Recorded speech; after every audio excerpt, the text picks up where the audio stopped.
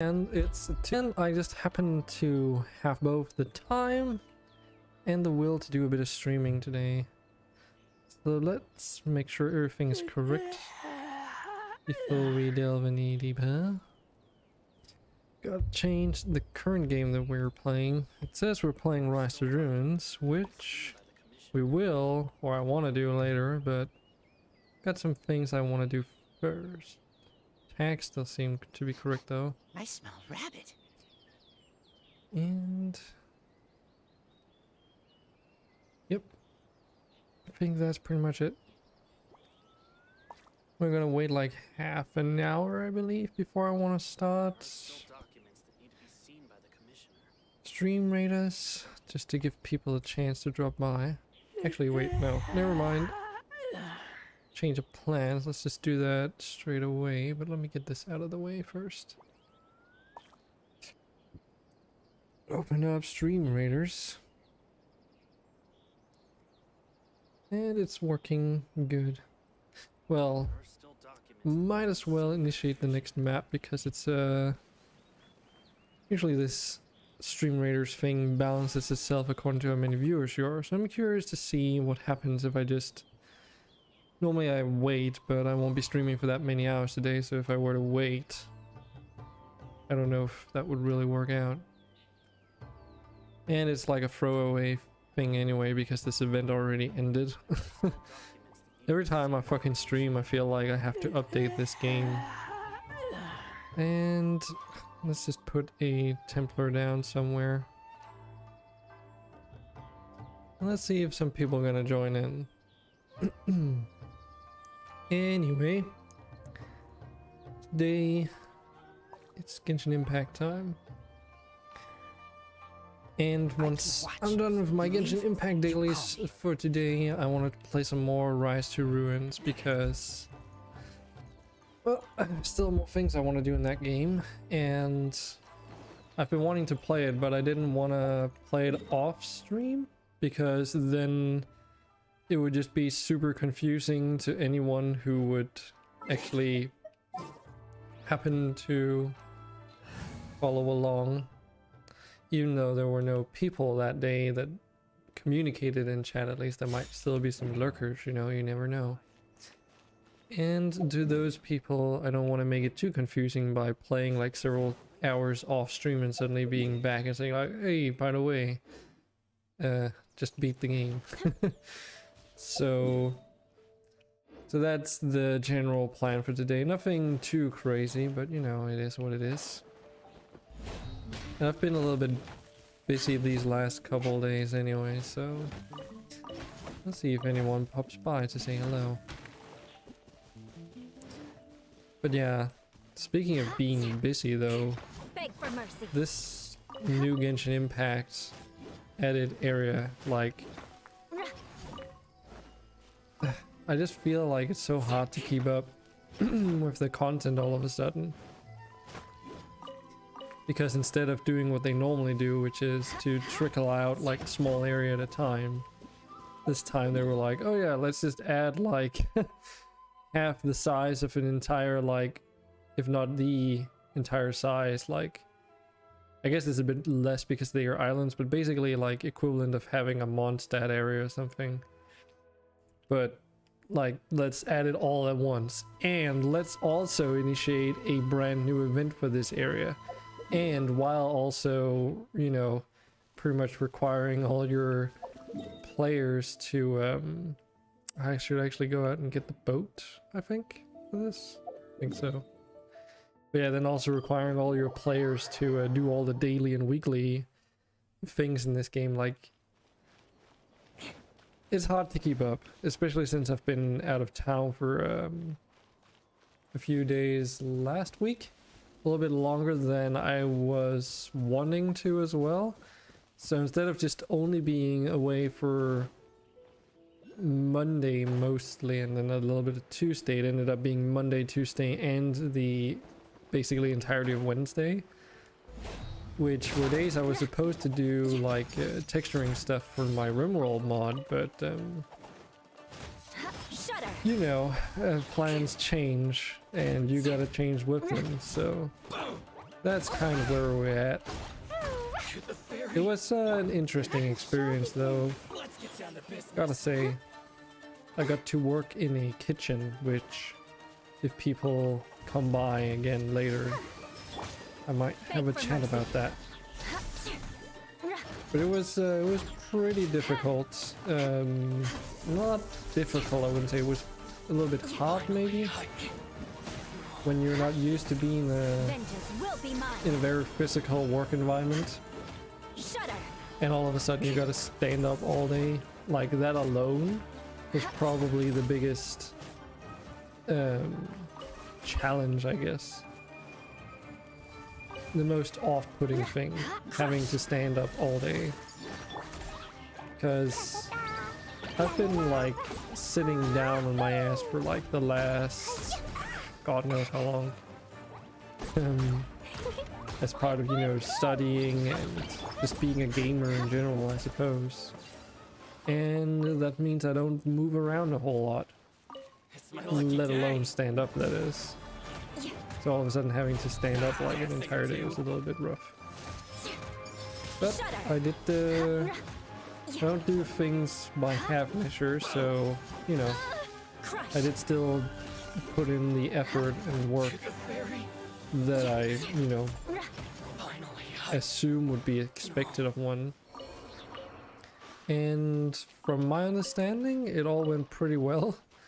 I was actually asked if I was going to come in the day after, which for a multitude of reasons I said no to begin with. One reason was that first off, I want to try and see if I can get something like job-wise that's more in the line of the competences I have. But also because I wasn't really dressed for the occasion, let's put it like that. I was a little bit surprised, and I guess I should just have assumed something that I wasn't for once, which is that I got asked or told that I could come in that Monday and then we could see each other, like, how do you even translate that? We could basically take a look at each other, and me and the kitchen chef, and then he could get a gist of whether or not I might be cut for the job of working in that kitchen, or at least to get like introduced to each other and then agreeing on like some kind of plan on when I would be popping by and start working as like a trial or whatever it would be. And this boat is stuck. Nice. Oh, waste of time then. Instead what I was met with was, oh yeah, so just go out and get changed and we can get you started right away, which I guess it might just be me who's ignorant, but I did not like get that out of the conversation I had, the brief conversation I had with him. But given the circumstances, I guess he expected that. So instead of saying that, well, not exactly what I was expecting today and stuff like that, I just decided to get to work instead. So the way that whole thing came about is that I've got a friend who works in the kitchen too. As like, I guess he would be currently considered the second in command in terms of the kitchen. Like they were kind of understaffed and stuff like that. So they couldn't quite keep up with, what do you call it, the need that they had in terms of all the guests that they were getting during the day. Like they could hardly keep up with making the food, let alone like doing the dishes and all that stuff. You know, a chef isn't supposed to do all that. They've got people hired specifically for that, but for some reason they were having a hard time getting all that sorted. So my friend asked me if I wanted to come and try helping out for a day, basically, to get like a try for it, and also like as an actual job opportunity, right? And I did. And as such, I just borrowed his clothes, and you know, through connections I basically got in there into that situation, that is. And it It was interesting. Never having worked in a kitchen before. It's very much dirtier, I guess, in some senses than you would expect it to be. And holy shit, is it hectic. I mean, obviously everything with a grain of salt. When you're understaffed, like what do you do if you can't like keep everything nice and tidy, especially if you don't even have anyone present to do the dishes. Oh god. Hey, reason I'm saying oh god is I'm trying to read your username. Chexed with an X. Is that what it's supposed to say? And hi, thanks for the follow.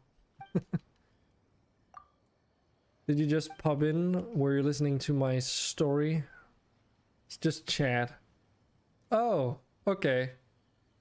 I guess that works. Hi, Chad. But yeah, were you just popping in or have you been lurking for a bit?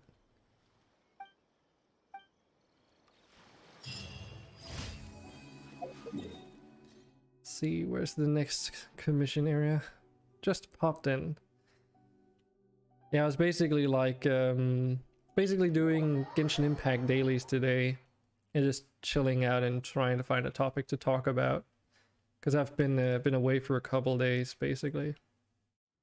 Do you play Genshin Impact yourself? Or how did you arrive here? Oh yeah, and then later I'm planning on playing something else because though I have a lot of stuff to catch up on in Genshin Impact, I don't really feel like doing it right now. Came to ask for help to 5 Ishtaha. Oh, okay. I could see why you could use some help on that one if you're not well prepared. I already took all the weekly bosses yesterday, but we can figure something out. Though I'm going to be honest, I haven't done Ishtaha with someone else more than once, so I have no idea how good it's gonna go, but we can try.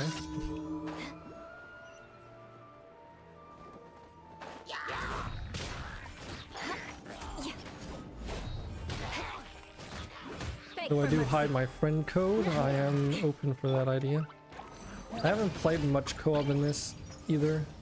Mostly just with a friend of mine whenever he's had the time, but we often find our time schedules just don't align for being able to play together much. So it always just ends up in either of us doing all the event-based things, you know, not together basically. More speed. But sure, we can take down Ishtaha.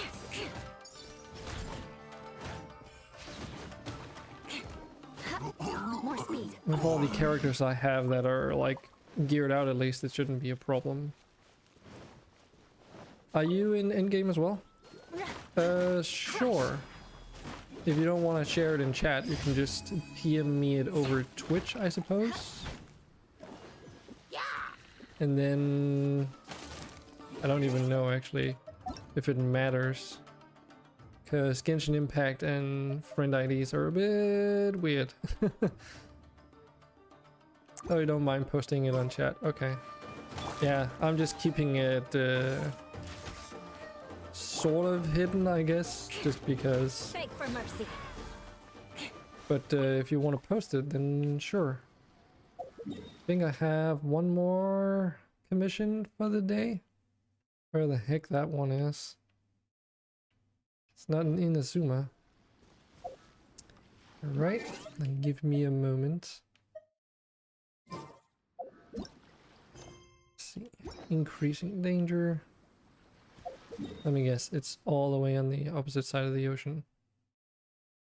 What's the whole point with the new feature of being able to limit where those commissions generate if it doesn't limit it? Silly game.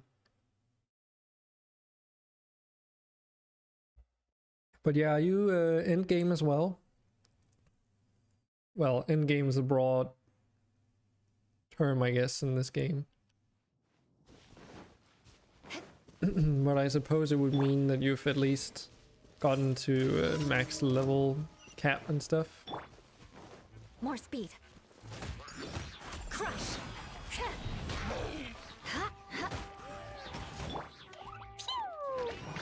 Yeah, let me do this last commission and then I'll add you and stuff.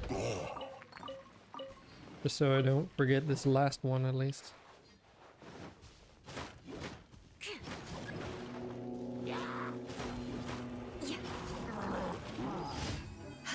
Beg for mercy. Shudder. Freeze to the core. Adventure rank 45 but have a lot of XP over the limit waiting to level up your characters before you send. Ah, yeah. I can see why. I remember I did that back then as well.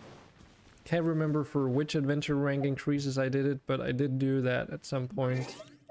Also, once for the sake of getting the... what do you call it? I'm just gonna minimize. I don't know what that does to my stream, but we'll see. But yeah, once to get all of the ascension materials ahead of time, because you would just oh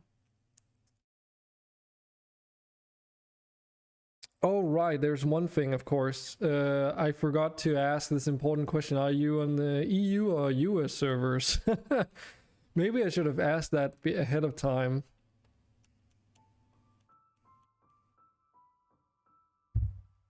Because if you're on EU or Asian servers, then... oh, you are on US, okay. Also, why can I not move my mouse around on this UI? Heck game. I mean, it's in here. I've got the code here. Enter. Oh, it's because I need to press B. I'm a dumbass. See, this is how used to the friend system in this game I am.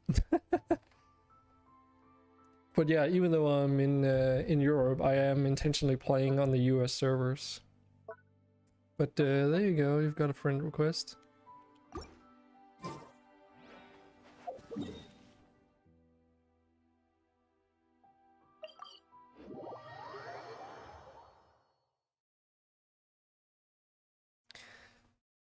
Because I have a lot of friends in the US, so in order to potentially play with them, I made my account on the US servers instead, but then none of them ended up playing anyway, so I'm just stuck here. Spent 8k on Kasuha? Wait, like 8k as in promo gems?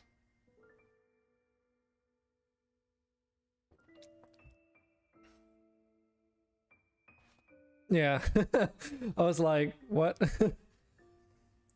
I mean, promo gems go by really fucking quickly. I just don't know if you're in the middle of something, but oh, this says co-op games loading. There we go. But yeah, 8k would be fucking insane. Though I have in the past watched like a YouTube video of oh, what's his name again, where he compared like his own slightly free-to-play character with, or account with, like someone who spent like 20k. I can be a healer if needed be, by the way, which might be beneficial. So I will just take my healer and my main, and I'll be good. I have no idea how the level differences work out, but Time to go. I'm so bummed that I missed out on Kasuha as well. Yeah, we're ready.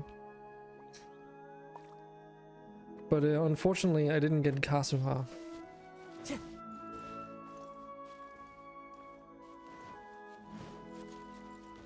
As far as I remember, you just have to start it, and then I just have to press to join.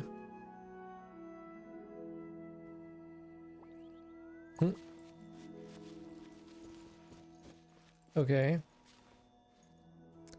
That I do not know. I can't interact with it myself, so And I wouldn't be able to invite you over to my session either, because mine would be higher level.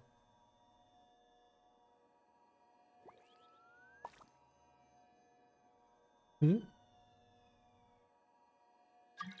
There we go. Everything seems in order.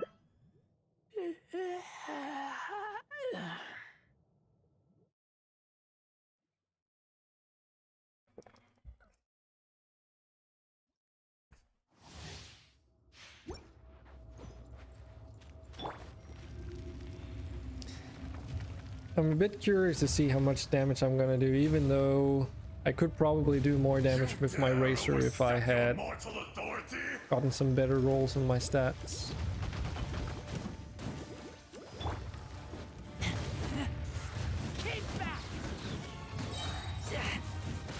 Well, this goes by pretty quickly. Basically doing the damage I would when I'm playing my own with all my normal damage buffs.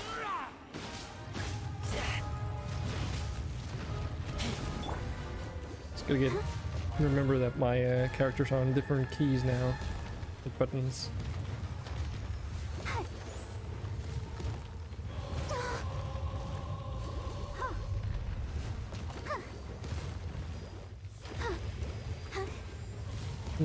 Not sure if I can actually get any heals in while he's in the floor like that. Oh yeah, he does that fucking thing. I forget. Yep, too close. H-Taha is a little bit obnoxious with all the fucking in-between cutscenes and the downtime and everything, especially on like highest level difficulty. Sometimes the fight does just draw out and all of a sudden he just insta-gips you with way too much damage.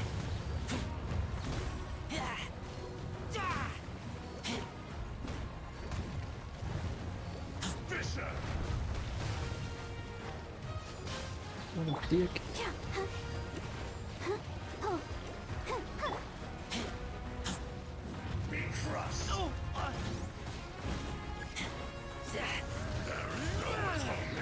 Get a few extra hits in on him. Nope, okay.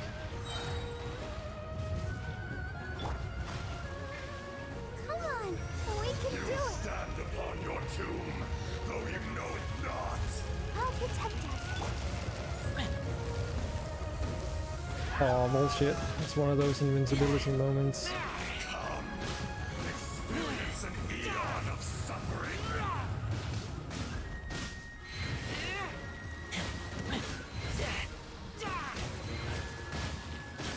Well, his attacks still do a lot of damage on me though.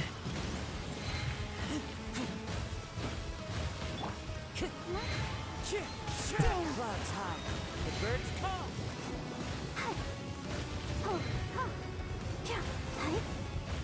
Oh, so close. Into the wind. Remember to grab your thingy. Will not be destroyed. I don't know if it's over here for you.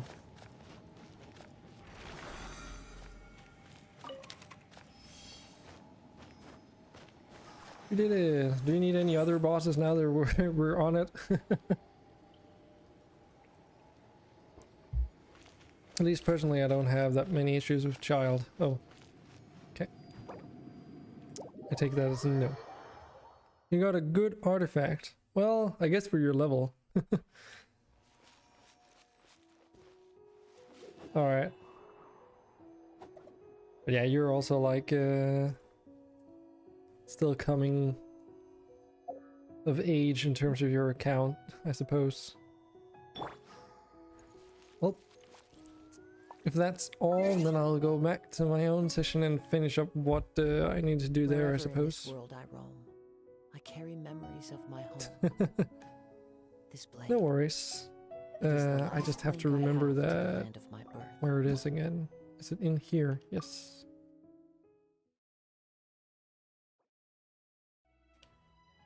Oh, no worries. It's not like I have much else to do, mainly just domains. And I'm trying to remember, do I have any condensed resin? Doesn't seem like it. Oh, I do. Okay, I'm just blind. Or looking in the wrong thing again. Oh, here it is. Derp. Sure. It's a work in well, it's not work in progress so much, but I'm not using what some other people would be using. I'm just going with the pale flame for the bonuses because I'm a little bit greedy and I want that extra attack percentage increase that this allows for. But you could technically use the what's it called again? Have some of them around somewhere. Here. Could use the Bloodstained Chivalry set, like 2-piece set, for just a flat out 25% physical damage instead. And that's basically the same as the like second half of the 4-piece set. But that way you don't get that initial first part of the bonus, which is attack is increased by 9% for 7 seconds whenever your elemental skill hits a target, and that thing can stack up to 2 times, right? So assuming it is like 18%. Let's see, I don't know. Yeah, it's not too good actually. It should be much higher than that. I mean, they say like your crit rate to damage should be a 1-to-2 ratio. So for each 2 crit damage percent you get, you should have like 1 crit rate percent, which technically means I should have 60% crit rate instead of 36 or something along the lines of that. But for Eula though, since she goes on physical damage bonus percentage, that's kind of what I'm aiming for, which is why this is so high. Because this item gives physical damage bonus percentage, and then the rest they give you attack, basically. So that's why her attack is up to 2200. Yeah, exactly. And then I'm using the Snow Tomb Star Silver, which also isn't the best for her, I suppose. In general, like, the effect on this weapon is not that great because the chance of it actually hitting an enemy is very low normally. But, well, you know, slim pickings and stuff. And there's no reason in switching over to this weapon, which I'm using on my D-loop, because that would just give me even more crit damage, but no higher chance of triggering it. So this weapon it is. I mean, it does also give physical damage bonus percentage, so it's like pretty appropriate for the way that you're supposed to build her. But after all, she doesn't get any in her talents, like she doesn't get infusion on any of her attacks, so that's why it's okay to build her with physical damage percentage in mind. And if you don't hold down like your elemental skill ability on her, then you can reuse it very frequently. So that's why it's like, as long as you don't charge this ability unless your ultimate, your elemental burst is ready, then you should be fine. And then that's kind of what I do. Like, I can do 100,000 damage with her elemental burst. I've seen that happen multiple times, and I was like, wait, is this correct? But it does indeed let her do 100,000 damage because of how it works. So this combined with the because it's still physical damage percentage affected, because it does physical damage, which is fucking insane. So you just, you know, use your elemental skill, then you use your elemental burst, and then you use your elemental skill again, because then because of the set bonus you have that, you know, 18% attack plus the 25% physical damage bonus on top of what else you have. and then you charge up the ability, and by the time it runs out, you know, you do like 100,000 damage. So it's good times. But she is actually part of my B team. Or actually, not even that. She's actually part of my C team. So she's one of the later characters that I built. Yeah, sorry Peanut Lord, and hello. No RimWorld. I'm also itching to get into that, but you'll have to be a little bit more patient. I'll try streaming something RimWorld related this weekend, but it might not be gameplay related, but more like modding related. So, alright Peanut. I mean, 20,000 damage is also quite a good amount from what level you are right now, I would say. Bye. So, oh yeah, we need to use that resin. But yeah, I'm like playing the characters that I don't have high friendship with yet, because I want to get those friendship levels up. And she is, as I said, like part of my third team, so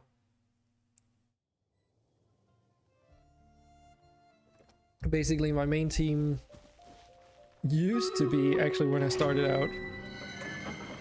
Oh, and I've got Streamraiders going. I forgot about that. Well, I'll get back to the whole team comp stuff in a moment. Let's see if there's any people in here. No one. Why am I not surprised? Well, we'll just see what happens then. Maybe this is gonna work. It's interesting. I think that's the first time I've only had one unit in here. But I suppose that's what you're kind of going to expect when you haven't streamed for like a while. So, nothing too entertaining about that. I wonder, I don't know even, oh god, this is gonna take forever, isn't it? But yeah, I do also do Streamraiders and have the capability to. But since I haven't basically streamed in a couple weeks because I've been busy, viewer rates have kind of dropped. Well, not viewer rates, but yeah, viewer count has dropped significantly.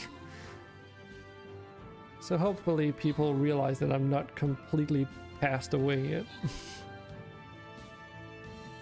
But as far as Genshin Impact goes, my first team composition was Razor, Amber, Xiangling, and Barbara. Actually, no, wait, not even Barbara to begin with.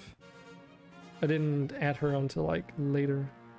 Well, yay me. Wait, what happens if I say grand random rewards? No one. Interesting. Well, I guess I got this. Try it out then. I'll just see what happens if I continue onwards, because there's no reason to not try it. It's gonna be a little bit sad if no one pops in though. But it is a Tuesday, so since the majority of people using Twitch are like situated in the US, you never know. That's RimWorld. This is Genshin Impact. There we go. But yeah, I was using Amber as she was actually my second character to get max leveled in the game, because I used her all the way up until that point. I didn't even touch my Diluc until all my characters could go to level 90, even though I had him since like almost the beginning of the game. Well, almost the beginning, as in like by the time I got him, you know, most of my characters, the characters that we're using were all already level 70 or something. So it was that point where you're like in where you don't really have the time, like what do you even call it, game resources wise, in order to start leveling a completely new character from scratch. you kind of just have to work with whatever hand you're dealt and make the best of it, because otherwise you're just going to put off leveling up your adventure rank for way too long. And because of how artifact rewards and all that stuff functions, you're basically missing out on a lot of good rewards, I suppose, or potentially good rewards. And you're also getting artifacts that are inferior to what you'll be getting later, so it's all temporary anyway. Let's dance. Because eventually you would want to switch all of those out, right? And I was in that situation where it's like, okay, well, if I want to level up my Diluc now, I basically won't be able to progress another adventure rank for a month or so, which early on is like an insane amount of time. And, you know, I was having fun using Racer and the rest of my main team anyway, so I didn't really feel it necessary.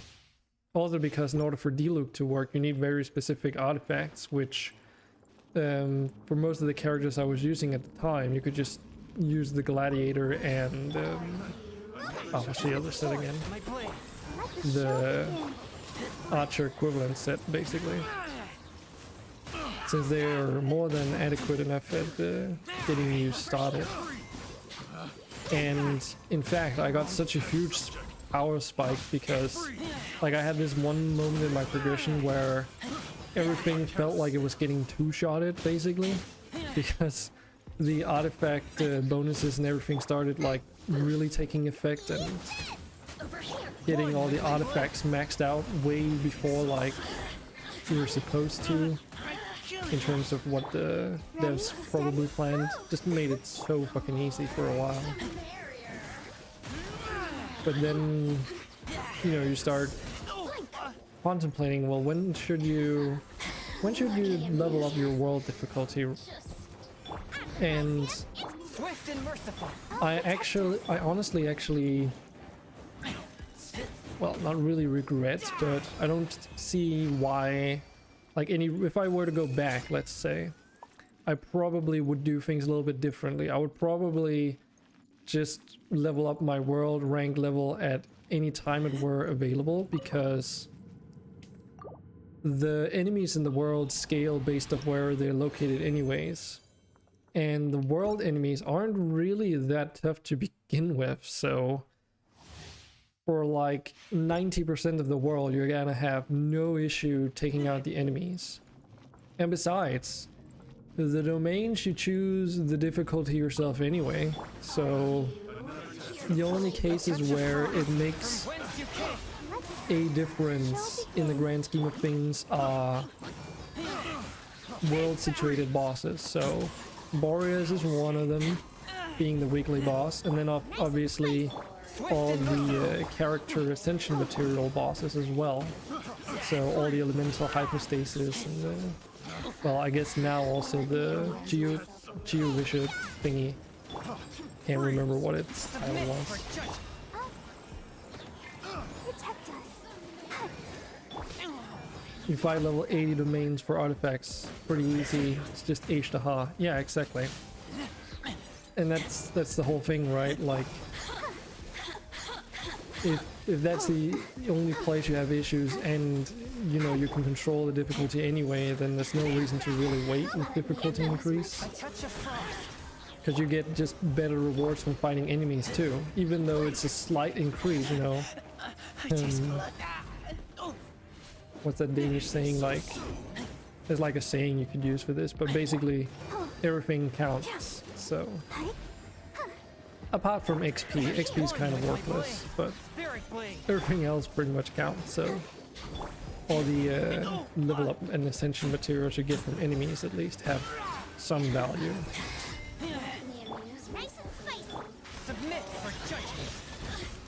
But I'm pretty happy with how my main team comp functions at the moment. Basically, Racer being the main DPS, focusing not on physical damage but on attack percentage and crit rate and crit damage. And then Chongyun, which is basically a support, where every time I switch to him and use his elemental burst, it gives everyone else in the party increased attack percentage. So he's built to, like, he's got the sacrificial weapon, so his elemental skill is almost always available, which allows him to also, you know, make particles. And then he's got energy regeneration, which allows him to use his elemental burst very frequently. And then I've got Xiangling, which just does insane, you know, fire-based DPS without me having to be active on her, which is the most important part. So she's also a support, just switch to her, trigger her abilities, and then go back, basically. Also because it's fire, which is a pretty good combination with the other elements. Same with like Chongyun's ice is really good for being able to take down electro-based enemies. And then finally Barbara, which is a active/passive healer, right? And buffer actually as well. So on her I use one of the catalysts that whenever you switch away from her to another character, then that character also gets a attack percentage bonus. So it's like basically a rotation at this stage, right? Whenever you start a fight, you want to start out with Barbara, you switch to, well, technically actually you want to start with Xiangling or Chongyun, trigger their abilities, then go to Barbara, then go to Racer, and then you have 2 attack percentage buffs and fire going on everywhere around you. And if you need it, your fire is also imbued with ice. Attacks are imbued with ice for a while. And then everything just goes in circles, right? Now, one problem I have with my current composition, though, is that I have no ranged characters apart from Barbara, and she doesn't really do damage, so sometimes it's a little bit of a pain in the ass because not having an archer does make some fights a little bit more tricky. The good part about that, though, or I guess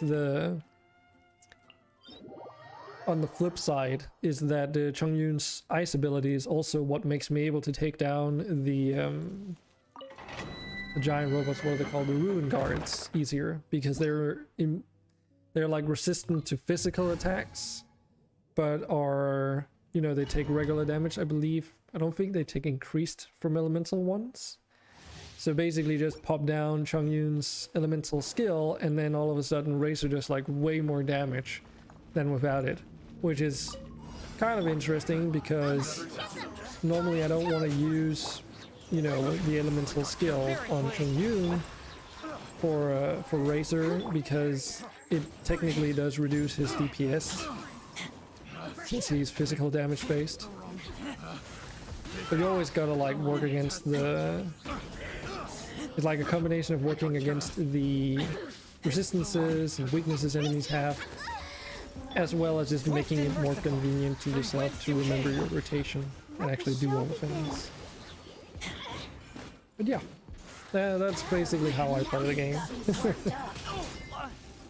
And then I have my B team, which consists of a completely different set of 4 characters. They're also currently max level, with D-Luke as the main DPS. And then we have Child as basically also a main DPS, but just having him in the party also acts a bit as a support. And then there is Ningguang, which is also built for DPS, but also for defense because she's Geo and has that shield of hers. And then finally, but not least, I use Jean in that party to heal. She's far from as good as Barbara at healing when you can, especially when you can't get her elemental burst recharged. And she was supposed to be designed as a DPS healer as well, since she has this what do you call it, talent that she gets, where whenever she attacks an enemy, I believe it is, there's a 50% chance or something that she heals her and the rest of the party for a certain percentage of her attack or something. But the problem is, unless you had literally thousands of attack, which, you know, if you have 2k attack, that's probably the most that I usually tend to achieve. It's like impossible. It's useless. Hey, I get your what I'm saying. I was thinking, oh well, she has this really cool ability that depends on her to hit enemies and crit and stuff. Why don't I give her the Black Blade, the Battle Pass weapon, the short sword one? And I have a fully maxed out Black Blade that I'm not using for anything because it was so fucking useless on her. It was not good. I can't remember what I switched it for. I think I switched it for a weapon that gives you energy recharge instead, because my problem was that the other, like, her active healing was not strong enough. So she's better as a healer if you just use her as a support instead, and then focus on her energy recharge. But when you do that, their attack percentage suffers as a result, and you're just left with, you know, less DPS. So at that point, it's better to just completely go all in and try and get even higher energy recharge than try and compensate, or like, not compensate, compromise and try and get some damage in. So it's a thing. I still like her as a character though, but And then we got Eula, which gotta say, Eula's gotta be like my favorite great sword like character at the moment. She's not. There are some things though that work against her in terms of playing the exploration part of the game, I would say. But for everything else, I would prefer using her. The only reason why I'm using Razor is because he is a different element, so he works a little bit better to have in like a universally applicable team composition, I guess. But basically, because of the way her attacks work, where she does more attacks at like lower damage percentage, she's really bad at chopping trees. And yes, that might sound like a very silly reasoning for why not to use her through on regular exploration. But there are so many trees that you want to cut down, and it's the difference between doing 3 attacks with Razor or doing like 5 attacks with her. And frankly, with the amount of trees that you need to chop in order to get all the mats, yeah, it's just a little bit easier with Razor. And I mean, at least in my case, they do about the same amount of damage, I would say.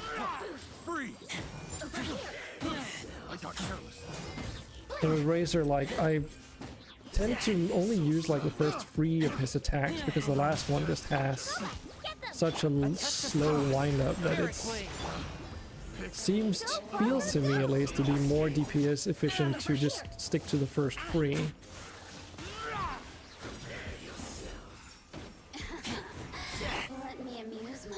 I could be wrong. It just feels better that way, I guess. It's not really like it matters too much. I mean, if you can take out the enemies, you can take them out, right?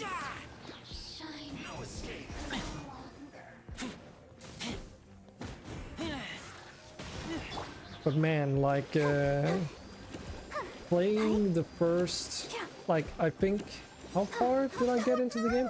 I think I got halfway to Liyue or something before I started incorporating a healer into my party. And holy shit, that changed like the way that you play the game. It's ridiculous. Because up until then, relying on foods to heal yourself, and you're constantly like, you need to gather more materials for more healing items because otherwise you're gonna run out. I can't remember the last time I've killed a bird because I don't need to anymore. There's just no need to gather all those materials. For buff food, sure, but I don't really use those anymore either. It's kind of strange. Like, You rarely ever heal, probably because your bosses are easier. Possibly. I mean, if I get caught in Ashtaha's like AoE damage thing, like that would kill me if I were on Razor. It also depends on whether or not you're using damage reduction, which is a huge part in reducing like all the damage that you take after all. Because if you have a Geo character in your party, you can mitigate almost all the damage that you would receive anyway. But ever since I started using Barbara, I haven't used a single healing item almost. It's only occasionally when a party member dies. But now I've also got her in max constellation recently, so I can get like a free revive every 15 minutes. Yeah, every 15 minutes I can just get a free revival. So sometimes I let my characters die like without giving a care, and I know they'll just come back, you know. And that's actually saved me even more of those resurrection materials. Not that they are expensive or anything, but... Alright, Chad. It's cool. It's just nice to have someone to talk to, at least.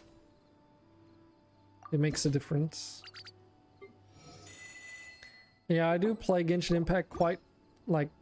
Okay, I shouldn't say frequently. I played daily.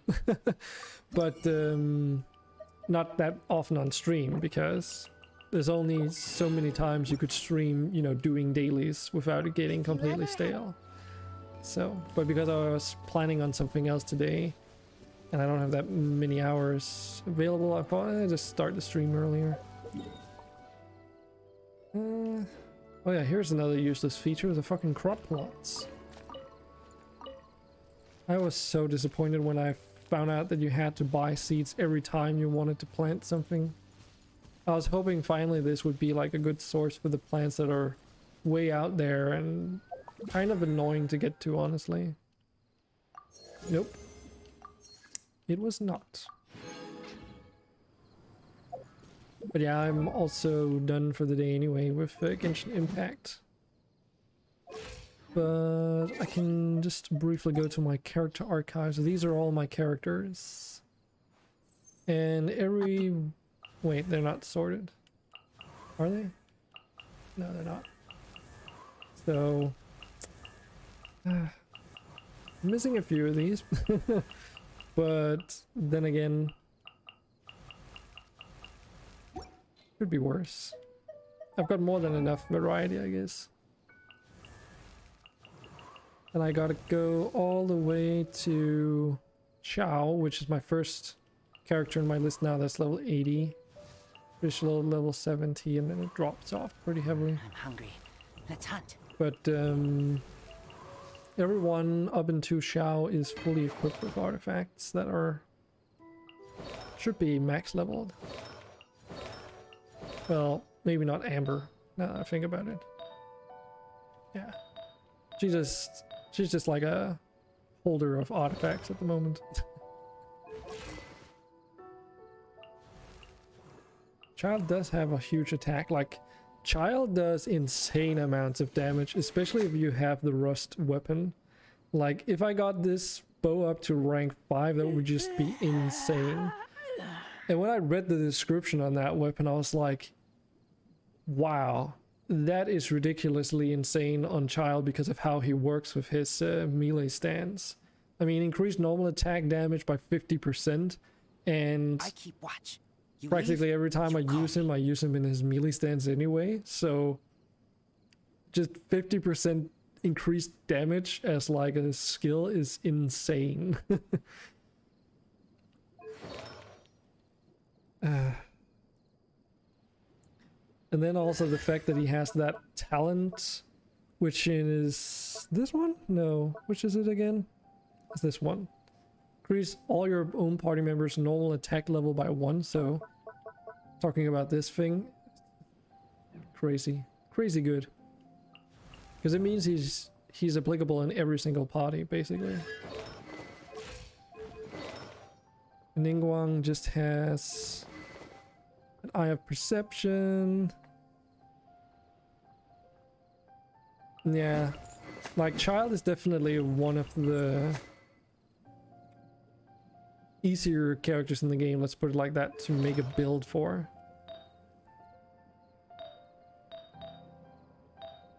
Because I don't even remember, yeah, like, just need to focus on attack percentage pretty much, and then Hydra damage bonus, because he gets that as his level up.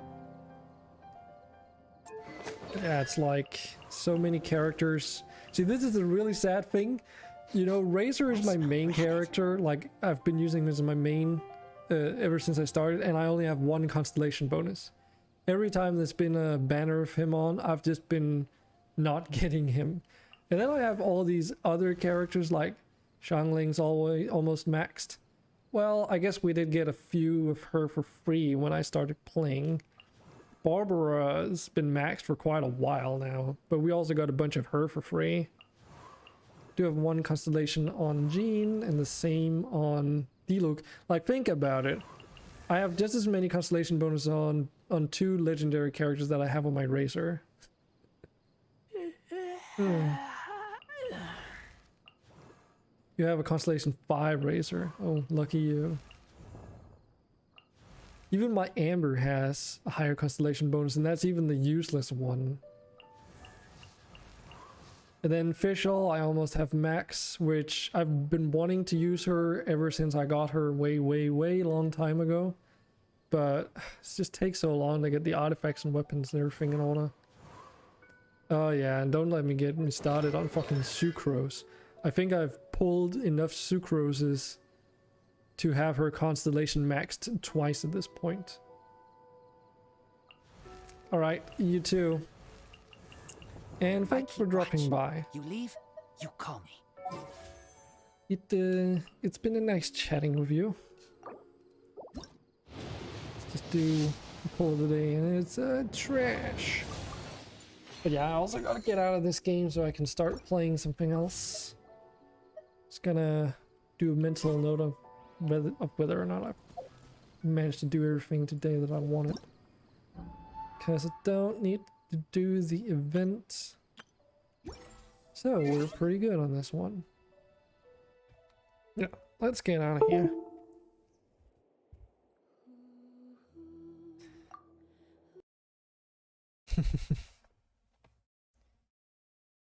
That's about an hour's worth of daily Genshin Impact stuff.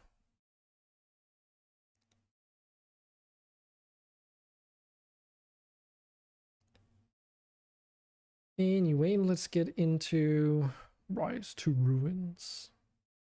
Yeah, I've also bought that new, well, that's not really new. It's a game called Godhood. Came out in 2020, but it's about it. So it's basically about a year old, but it's an early access title. Looked pretty interesting, but you know, everything in due time, as they say. Okay, so we're streaming the right game. Let me get on to Twitch and just actually, can I do that for restreams? Thing. Now that I think about it. So if I don't do that, let's try. Rise to Ruins.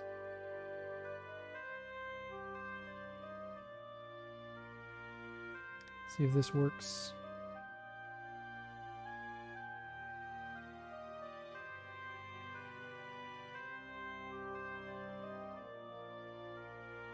That fucking sucks too, though. I managed to cut myself earlier today.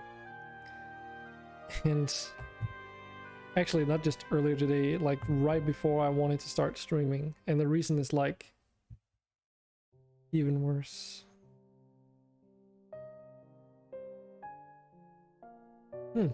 Restream says that it's unable to connect to Facebook. I wonder why that is. Well, that's something I gotta figure out at some later point in time. For now though, let's see. Okay, so if I change it on Restream, it actually changes it on Twitch. That's good to see. Unless it never changed it back in the first place when I changed it earlier, and then that... Ugh. Anyway, doesn't matter. We're here now. And let's just get on with it, eh? Play world map mode.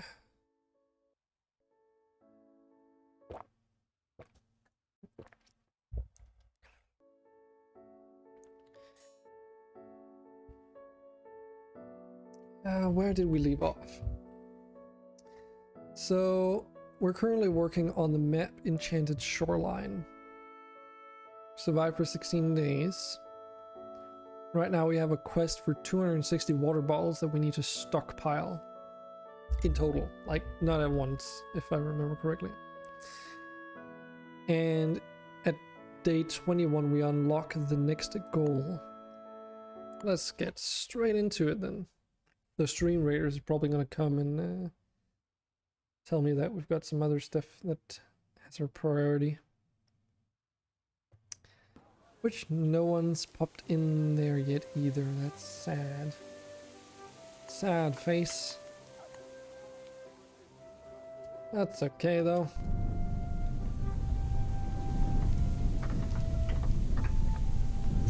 Okay, so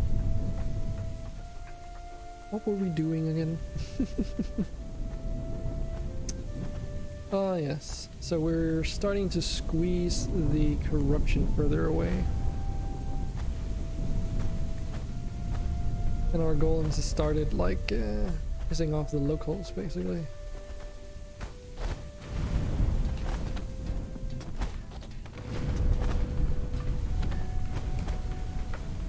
AKA they started attacking the graveyards and that causes a few issues. Oh, that reminds me. What was my auto clicker set to again? C, okay.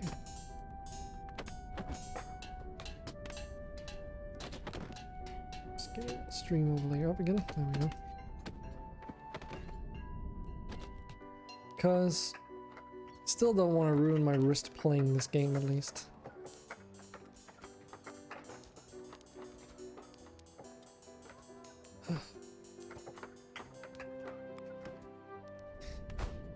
But yeah, Genshin Impact dailies is like one of those things that I really try and keep up with because it's one of those few games in like newer times where I personally feel motivated to actually do the regular content for.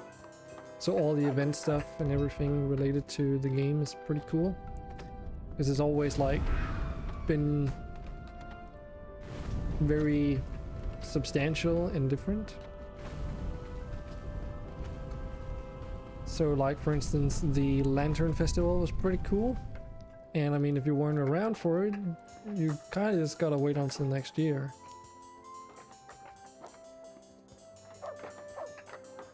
And I guess it's kind of similar to WoW events, but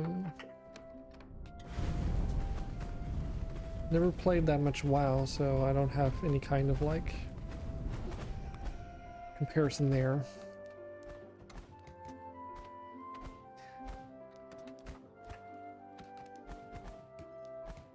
Well, we've got Streamraiders, but I mean it's just gonna be me and I'm gonna get fucked, I guess. I should probably have made something else than the healer. So are they just gonna come by and kill me now? Oh, this is interesting.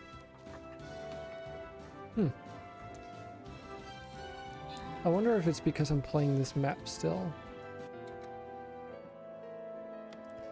All the rewards people are going, let's try and exit the event, see what happens, and try a new one. Where do we want to go though? I see there's no loyalty chest on here, huh? So it doesn't really matter which route you take? Well, let's see if people are going to be more interested if it's like... Or part of the new event.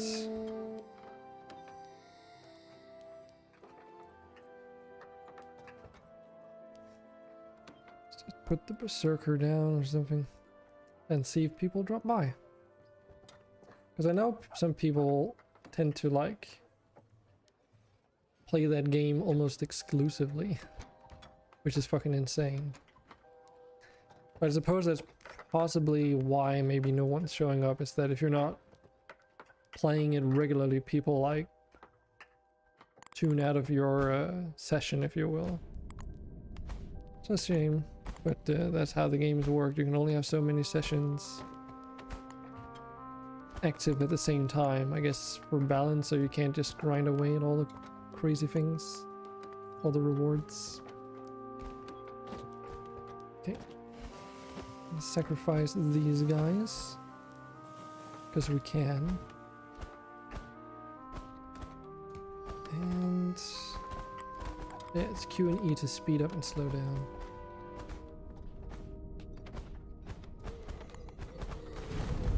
Get rid of this graveyard if we just try hard enough.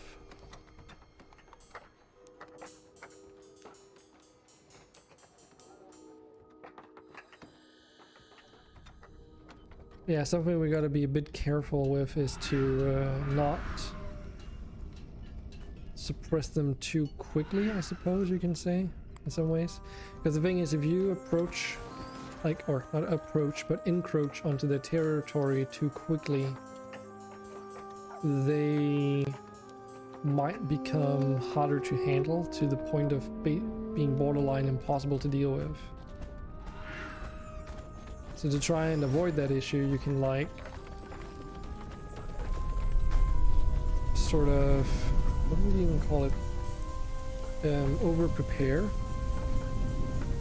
aka build more golems than you will ever need. It's one thing you could do. That way you're at least certain that you have enough units to account for the amount of enemies that there will be to take care of. Yeah, we're freaking... See, this is the thing, like, they're chopping our trees. Sacrificed.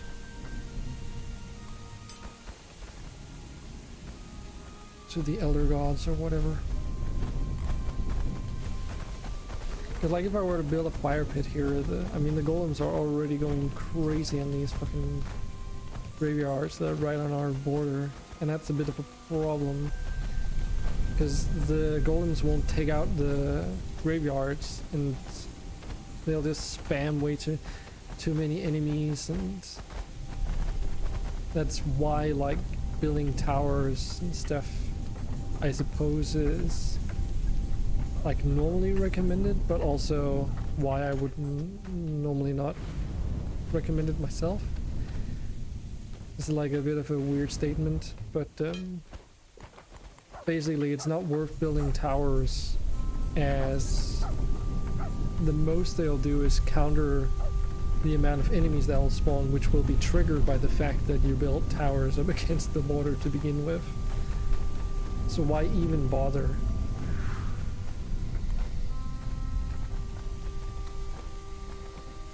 When you can just pick them up and throw them into a Cullis gate, which is way easier to do when there's less of them to, you know, screw you over, basically. Which just goes to say that if you try and take out their buildings through, like, conventional means, I guess, the game just becomes ridiculously hard. To the point of where if you... And that's the thing, like, it's for each of these graveyards. So if you have, like, 3 golems go down here and punch, you know, 3 different graveyards, then all of a sudden you have, like, 15 enemies to take care of, all because one golem wanted to hit on these. And since they're out of your control, there's nothing you can do to prevent that kind of behavior. Well, technically you can, which is just called not have your golems go that far in. But I mean, is that really an advice you can give someone? That really a strategy you can employ? I don't know. I don't think so. How are we doing on resources? We're actually pretty low on rocks, believe it or not, but then again, don't have that many miners. And wood is also low. Oh, you know what I think? It's probably because of all these houses that were upgraded. That would make sense.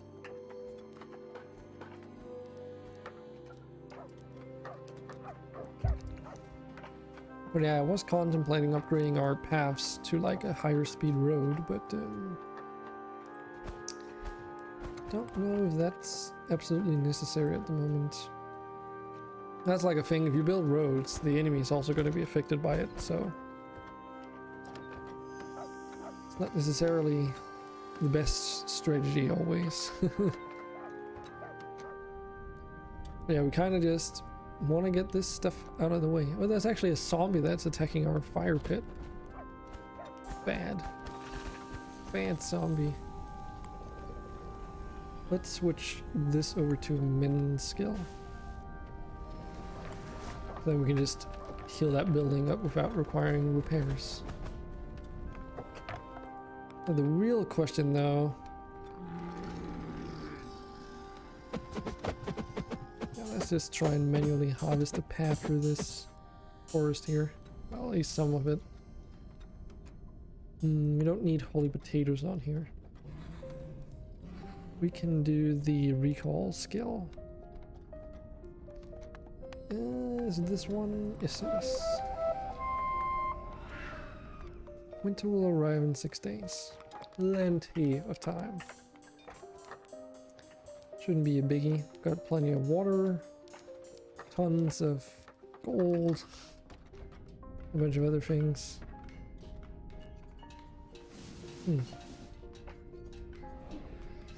Oh, you know what? Is the reason why... that's why. The reason why they're not going down here and doing this task, and why the zombie was attacking the fire pit, is because, well, the path is blocked. That explains a couple things. They can't get around the freaking fire pit to get to where they need to be. I'm like sitting in this conundrum where I don't want this path to be open to the enemy because then they can go through their units. I also don't want it completely closed because, well, then we can't go through.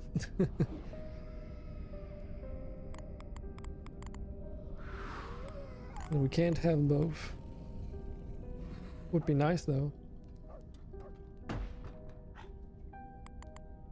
Okay, let's see if we can't... Okay, I don't think we can help them out with this fire brush here because someone's already going to it with like resources in hand. In fact, the enemy just stole that wood to themselves. Freaking bastards. Well, just gotta hope that they can deliver and build the fucking thing before they get shot to pieces by this phantom dot tower. Should be fine. Well, we definitely got the fire pit built here. Fire pit built here, though. So another phantom dot tower here. Okay, let's just get rid of that. Burn to a crisp. Gotta be careful with those fire elementals because those are what let your people blaze. I think you can put them in the water at least. That should put them out.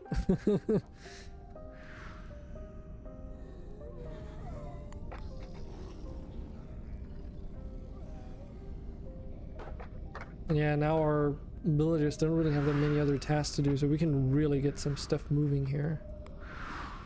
As long as the golems not required or intending to try and take out these buildings, we can just use magic, honestly. There's no, I don't see any reason why we shouldn't be able to do that. And these are upgraded. Nice, nice. Do need some more crystal golem combopulators. called. And stone as well. Yeah, we have the build limit for it still.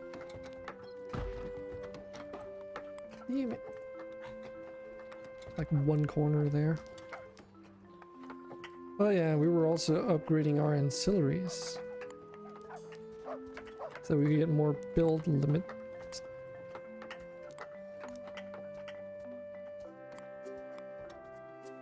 So I have these out of their ancillaries.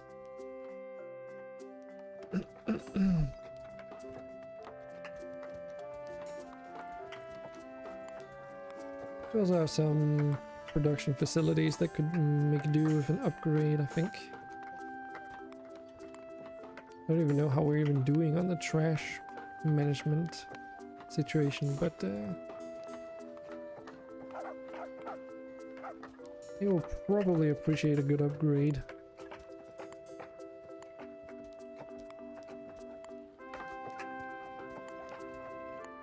Upgrade it all, god damn it. Give our villagers a lot of stuff to do.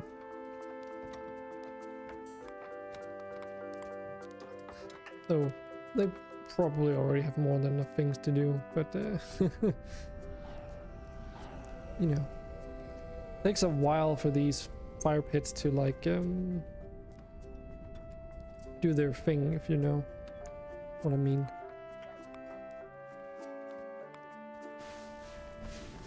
Oh wait, did I? Oh, I'm such a dumbass. I fucking marked this for like regular harvesting instead of instead of destruction. No wonder no one was doing this.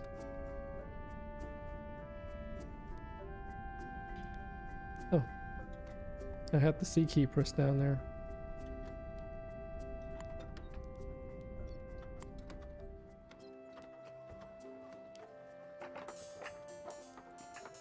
Get some energy.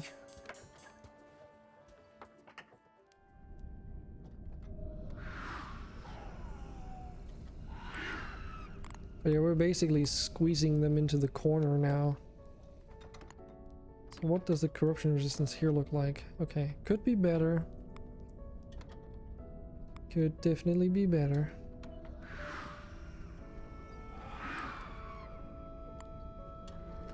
If we make another fire pit hereabouts, that should be fine.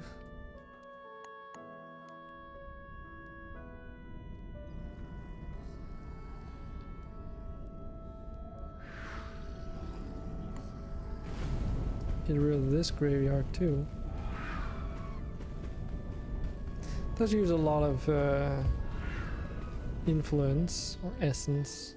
I think influence is basically like, you know, well, just that, how much influence you have, and the higher influence you have, the more essence you can store maybe. Because they do use that term a little bit loosely, I suppose.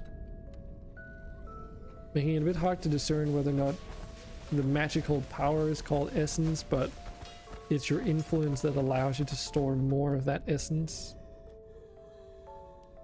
Slash generate more. I don't know. Just thoughts, I suppose.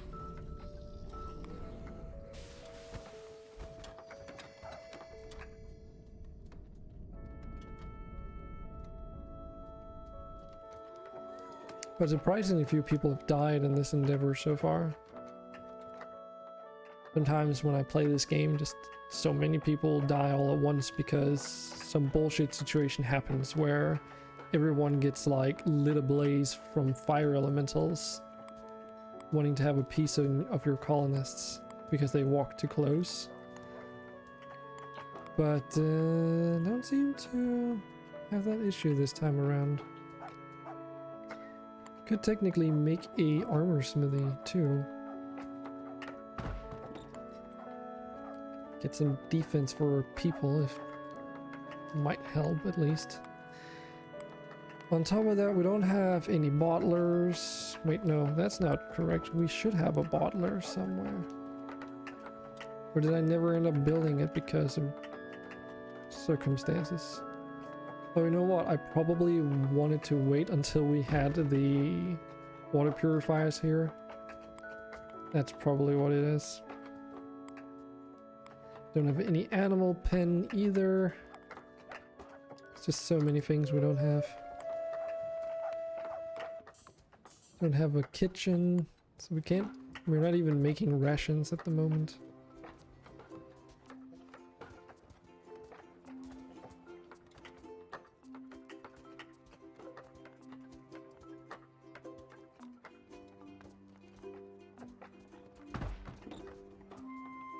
And now we'll need to build more ancillary upgrades. Or upgrade our small stronghold into a large stronghold. That's gonna be very expensive.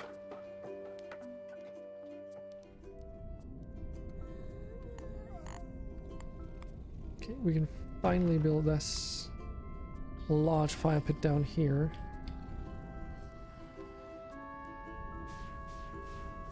And that should give us a pretty good, yeah. So basically it goes right against the line on the forest here, so we don't need to worry about cutting most of this down. We can just put down fire pits on the opposite side, where we're also like spreading in anyways. And that way we should be able to basically take out the enemies for good.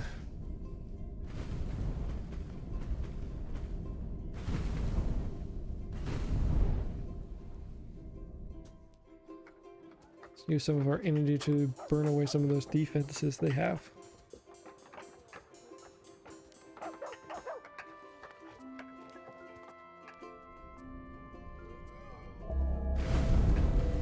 Feels ominous. What is going on? Oh.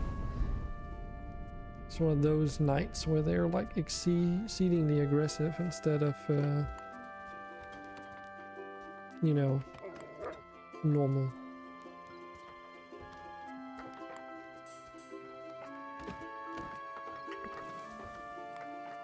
This is another reason why you can't, why towers are so inferior. Because as the enemy gets like pressed up against the corner and events happen that just spawn way more enemies than your defenses could handle, if you don't have any contingency plan anyways, you'd just be screwed, because if your towers are destroyed, well, what do you do then? If they somehow get through your defensive line and start breaking all your houses and other infrastructure, what do you do then?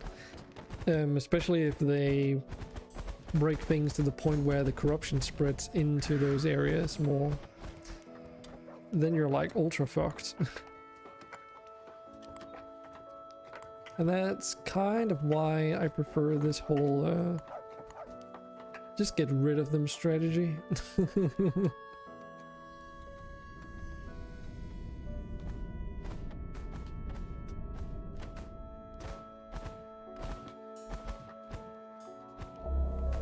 And, well, I suppose sacrifice them.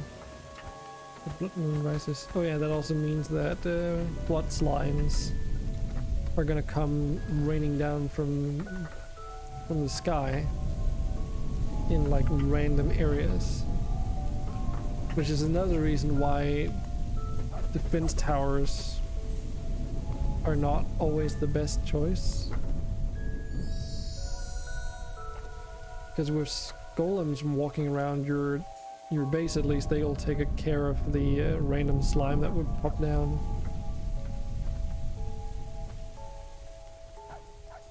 Why is all this shit on fire? What the fuck happened here?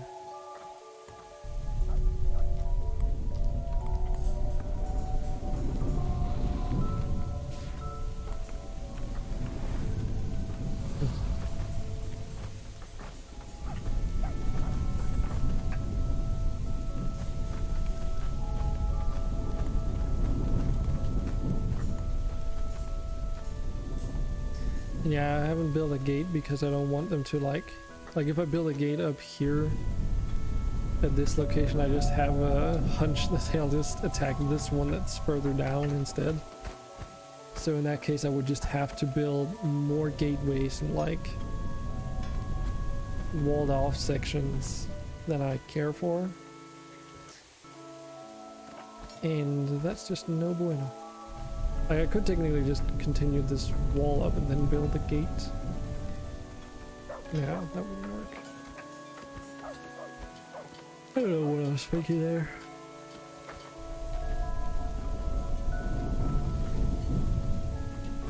But yeah, this event and the meteor rain event are probably the most dangerous things that can happen late game, because with the meteor event fire elementals can spawn, and with this one you have the slimes and their level scales with the corruption thread, so it's not impossible for them to pop in as like level 50s and 60s in the middle of your base, but your goal and max level might be like level 14, right? That's kind of where I'm at the moment, at least I think. 15, 16, depending on how long they've survived and gained XP, right? And like, what do you do in those situations? Well, can't really do much. Ooh, Jesus. Like, the best you can probably do is to just pick them up and sacrifice them. Because working with the damage resistance system doesn't... like, it can get you far, but in the long term it can't account for the multiple, like, levels more that the enemies are gonna have, aka them being like 4 times your level, right? There's just no way. Just no fucking way.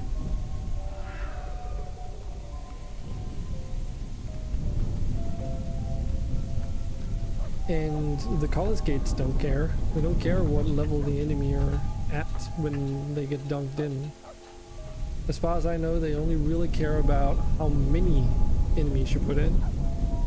So if you can get to a situation where you reduce the amount of enemies that get generated, then you should be able to micro basically any situation in the game with the college gates.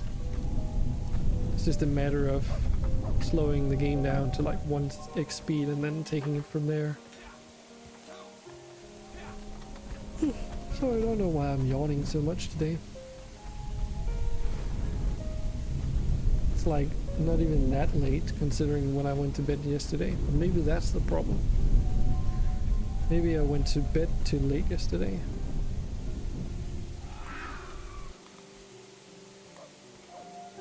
I don't know. Some people are just not designed to wake up in the mornings, but more like in the afternoons. Or that's at least how I feel. I am not a morning person. Or rather, I don't mind mornings. It's just like I don't get meteor shower. Wash your head. Okay. Like where? Question's always where. I think around here, maybe? Yeah. This is where we gotta like be careful that fire elemental doesn't spawn in the middle of our base and lights all our villagers on fire.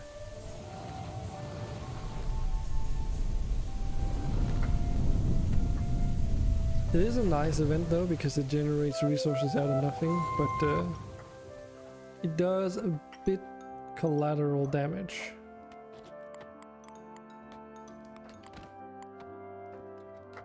And more importantly, can be fatal to your calling. Like one level 60 fire elemental can take out a lot of people. Not that they are going to spawn in at that level currently, you know, we have to get pretty high up on the corruption threat meter. But it's just, it's possible in the future at least.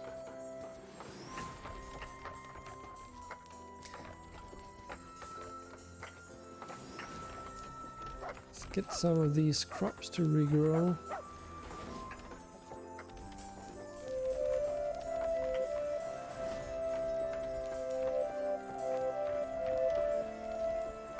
Yonion. But yeah, I'm probably gonna keep it like a pretty concise stream today.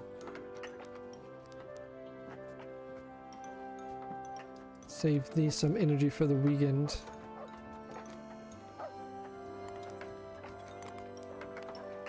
Did they ever finish the no, they did not.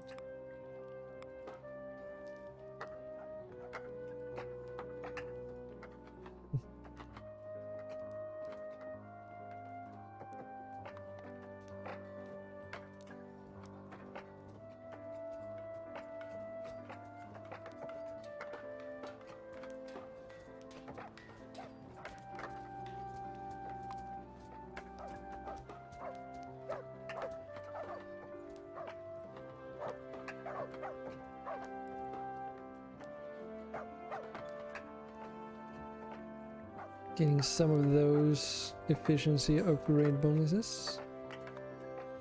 Like this one gives us 2% now instead of 1. Wow.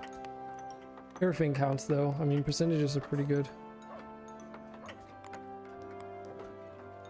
I guess we can just put them into organizers, the people that we just got.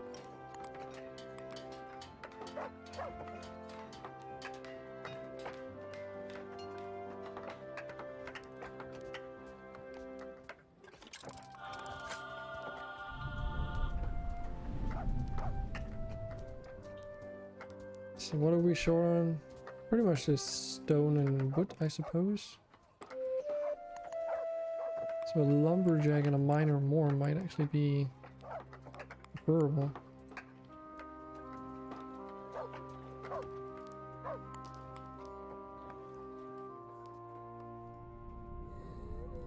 And they did end up getting this thing down here built. Which means that we can technically start burning away some of these things down here.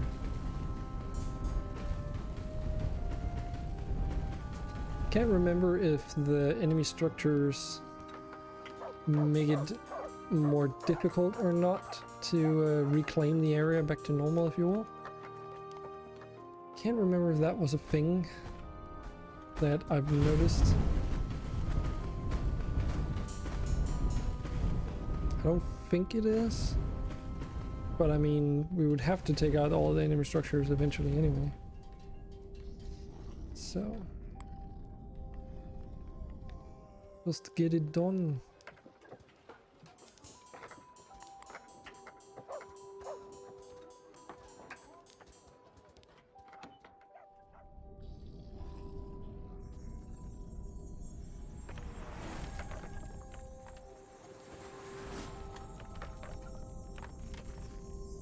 All these trees back. See, the thing is, we can drop them back down into their corrupted area. We just can't pick them up from there. Which makes it a little bit tricky to deal with, but you know, it's not the end of the world.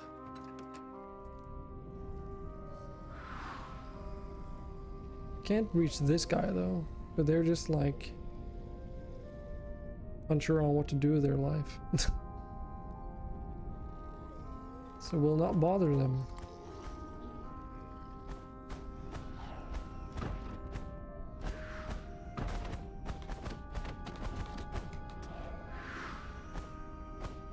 That golem got fucking iced, holy shit.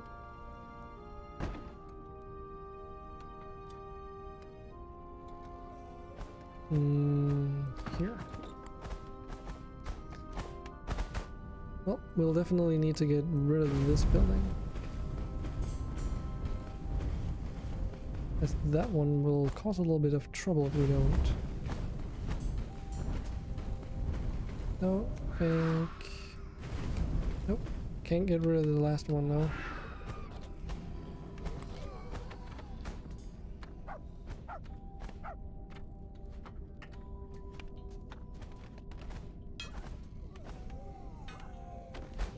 And someone hit a graveyard, it seems. Well, Streamraiders is ready, but there's still no one, like, someone burned to death. Yeah, this game I can't just let it run in the background. Well, there's just me here. God damn it. Well, I guess we'll just have to see me walk around.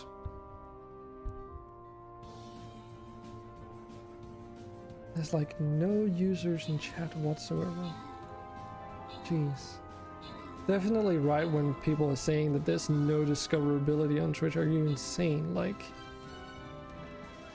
having streamed for like 1.5 hours and only had like, you know, 2 people pop in basically. That's sad. But there's not even people on Streamraiders. Like, where's everyone at? Surely it's not because everyone is on vacation right now. That wouldn't make any sense. Well, I'll still keep it going in case someone does decide to come by.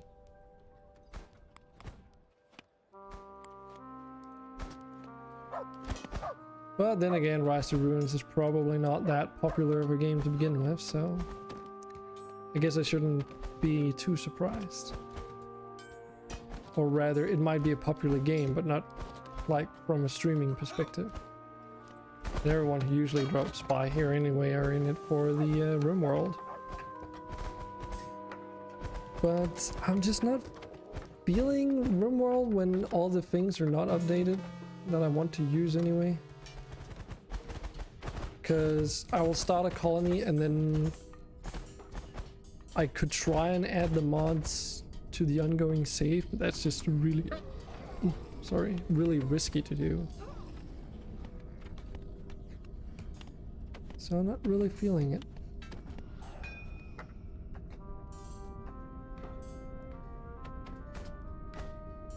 It is also a Tuesday today, but I mean, last week I was streaming on a Friday and same amount of people showed up. Basically no one.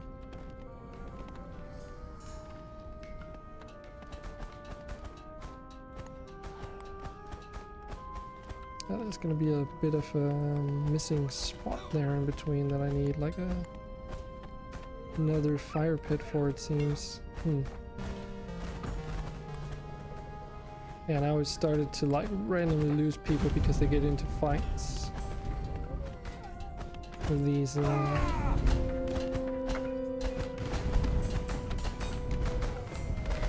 enemies that spawn from the corrupted graveyard. It's like the golems are supposed to protect the people from any enemies that spawn, but instead they like end up also inciting enemies to spawn in, which subsequently then you can't deal with because there's just too many of them that spawn in at once. Obviously it's like, you know, balanced in relation to like how easy the game would be otherwise, but still.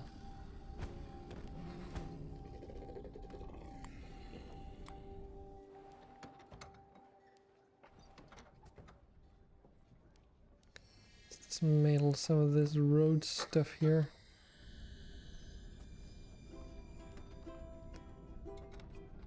Because the thing is, if I don't, then our villagers are gonna start trying to maintain all this stuff, putting themselves in danger for no reason. Because they don't care, as long as the roads are within your area, they're gonna try and repair them and keep them functional. Which also includes the roads built by the AI.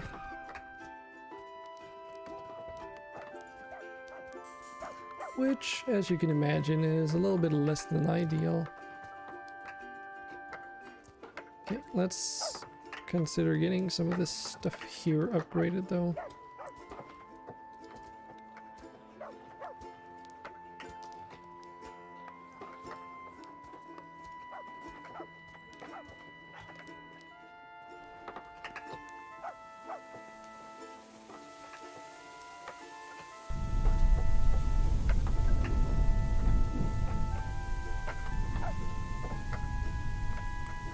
Oh yeah, we never assigned workers here either. Water. And then we need a butler. Butlers. Oh, we also need an armor smith, that's right. And then we need a cook. So I have one less person to building, that's probably more important. And how is it again? No production set here either. Oh. Let's try and do something against this then. I don't want to use our iron on armor. So that's just going to be any hide that we end up producing soon, hopefully. Or looting from loot chests to begin with, at least.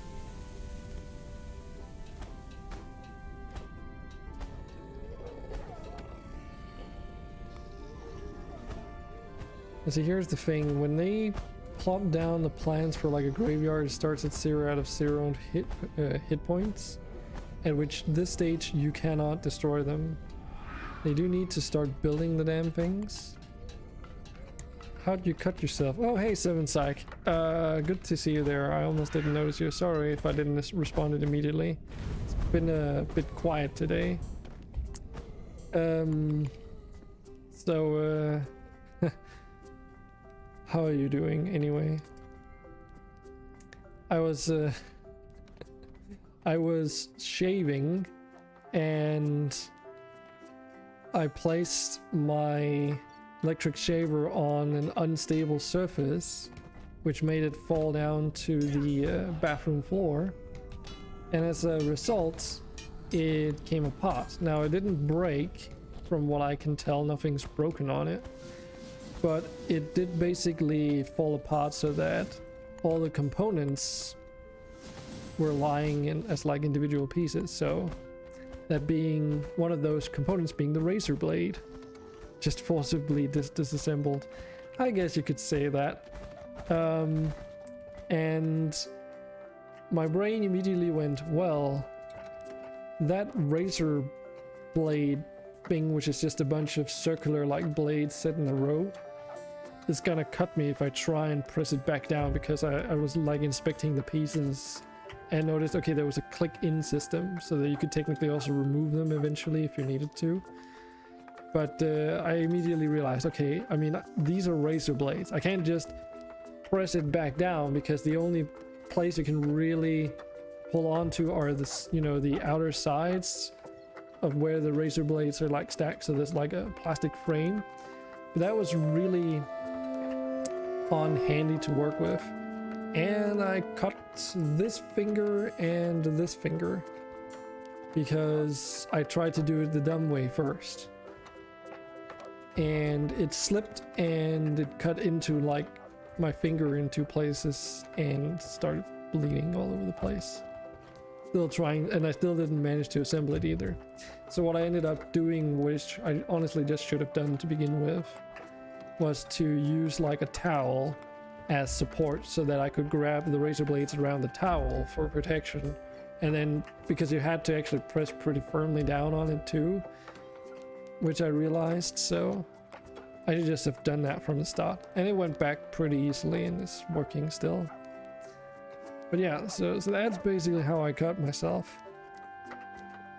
Don't do dumb shit, kids. But how's your day going? I know this is not RimWorld, but it's something. Unaware if you're familiar with this game, that is, of course.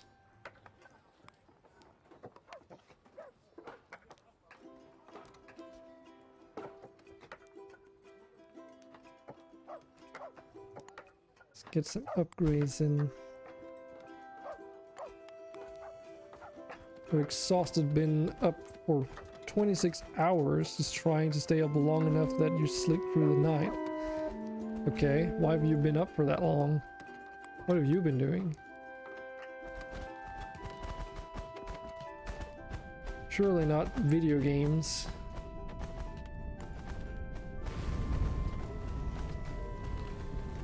Fast sleep schedule and work from home throws you all off. I could imagine that. Got a friend living in Australia and he has like some pretty whack time schedules as well. Rarely get to see him around, like for one because Australia, but two because of his job situation.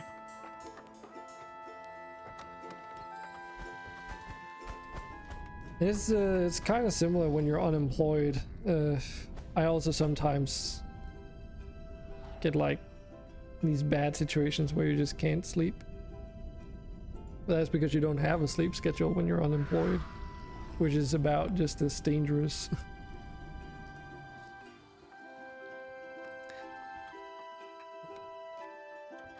I did have an opportunity to get a job though recently, but not my kind of preference, if you will. Your wife bought a razor a while back and it was one of those old-fashioned style that you replace the blades in the head. And the way to retract the blade is spin the head. You try to retract it and your hand slipped and cut a chunk out of your finger. Ah. Yeah, razor blades are fucking sharp for obvious reasons, but ow, that's gotta hurt. Damn. I've never ever used one of those either. Put the chunk back in place and taped it down. Now you have a nice scar. Yeah. Well, at least you'd still have your the entirety of your finger. Wouldn't that have been nice, having like a big divot into your finger because you slid it off with like a fucking razor blade? That would have been terrible though. I've also done some dumb shit in the past though.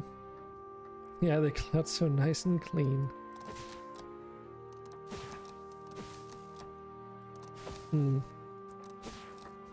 I've also got some scars. Like, I mean, you can't really tell that you've been alive if you don't have some kind of scars on your body. I managed to burn myself in a microwave, which was set to grill. So they were basically like a heating element for a grill in the top of the microwave. And it was at my mom's place when I was still living at home. And I was making morning bread, like bread, just heating some bread for my breakfast. And I was using the grill function to give it like, you know, an oven effect instead of a microwave. Because microwaves just ruin the bread, right? And I do like the Smart Smooth Toast. No, we call them something specific over here. Let's see, what does Google Translate say? I mean, I could also just post it in here, but we call them round pieces if you were to just roughly translate them. They're very fluffy and soft inside, but then they're like, you know, they've got like a sometimes hard exterior, and there's many different variants on them. They come in all kinds of shapes and sizes. But I was basically heating up a discount version of them, and there's that heating element in the top of the microwave that gets really hot. You know, duh. And instead of doing what a smart person would do, which would be to, because they were like set on like a stand, like a metal grill inside the microwave as well, which means there was about this much space between the bread and the grill element on the top of the microwave inside. And instead of doing the rational thing, which would be to take the entire stand out of the thing to get the bread out, I instead decided to reach in with my hand till the very back of the, what do you call it, microwave, and got too close to the heating element and singed like just a part of my top of my hand away. And it's not that visible today anymore, but it looks like that piece is just a little bit more glossy than the skin on the rest of my hand. And it's right on one of the knuckles too, so it was quite painful. Let's just put it at that. So I've also done some dumb shit in the past. But yeah, I haven't been that active these last couple of days. Burns suck. You take a cut over a burn any day. It depends on how big the cut and how significant the burn. First degree burns, you know, or is it third degree burns? Is it a shallow cut or a cut to the bone? Is like a part of your finger gone, or yeah. All things equal, you prefer a cut.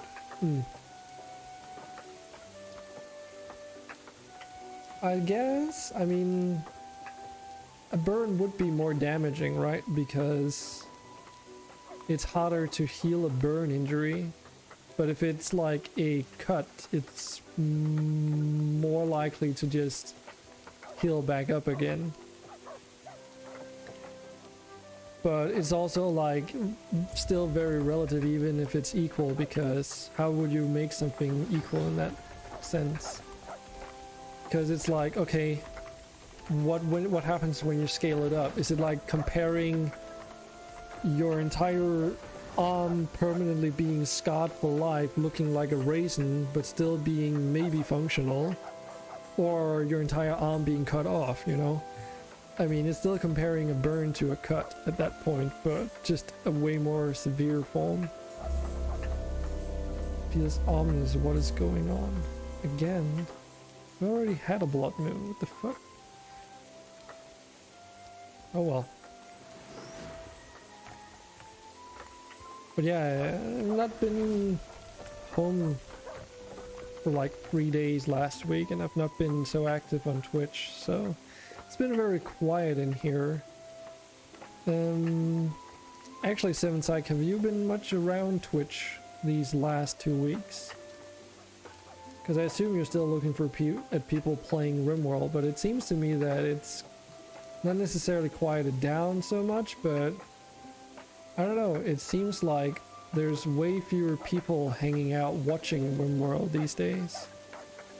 And my hunch is that it's because they're all playing it themselves, so most of them don't have capability, time, or reason to go and watch someone else play it.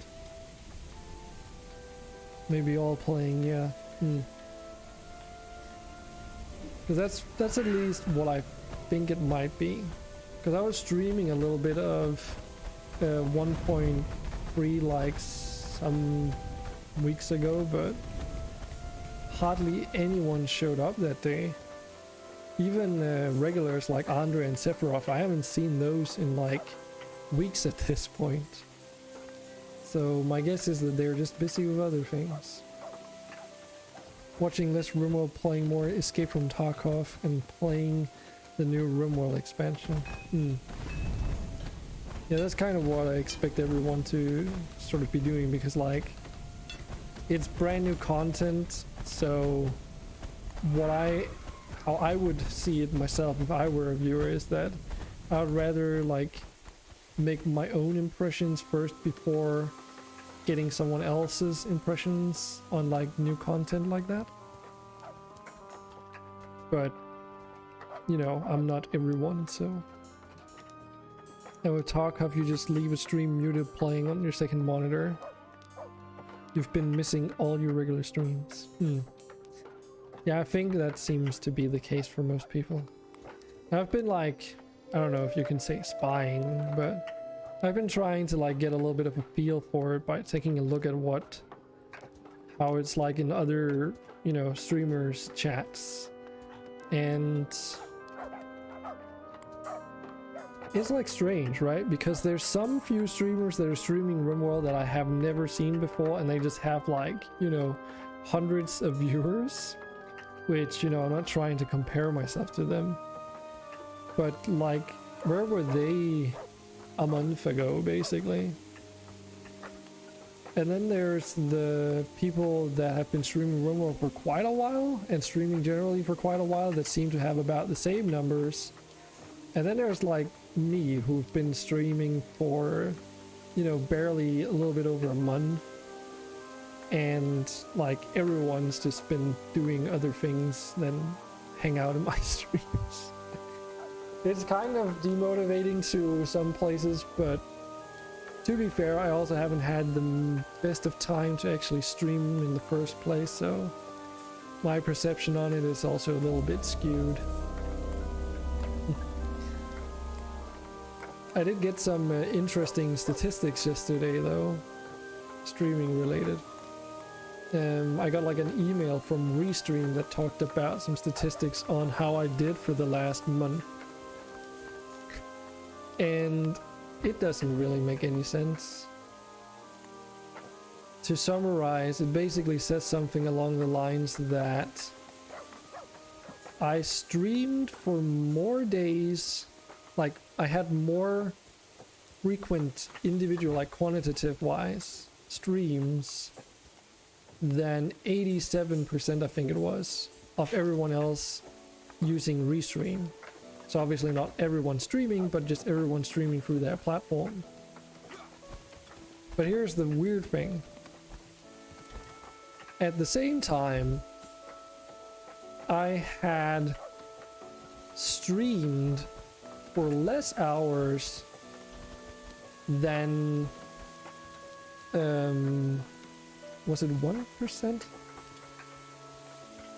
Or no, it was, I think it was the opposite way around. It's like I had streamed for more hours than 1% of all the Restream users, which didn't really make any sense.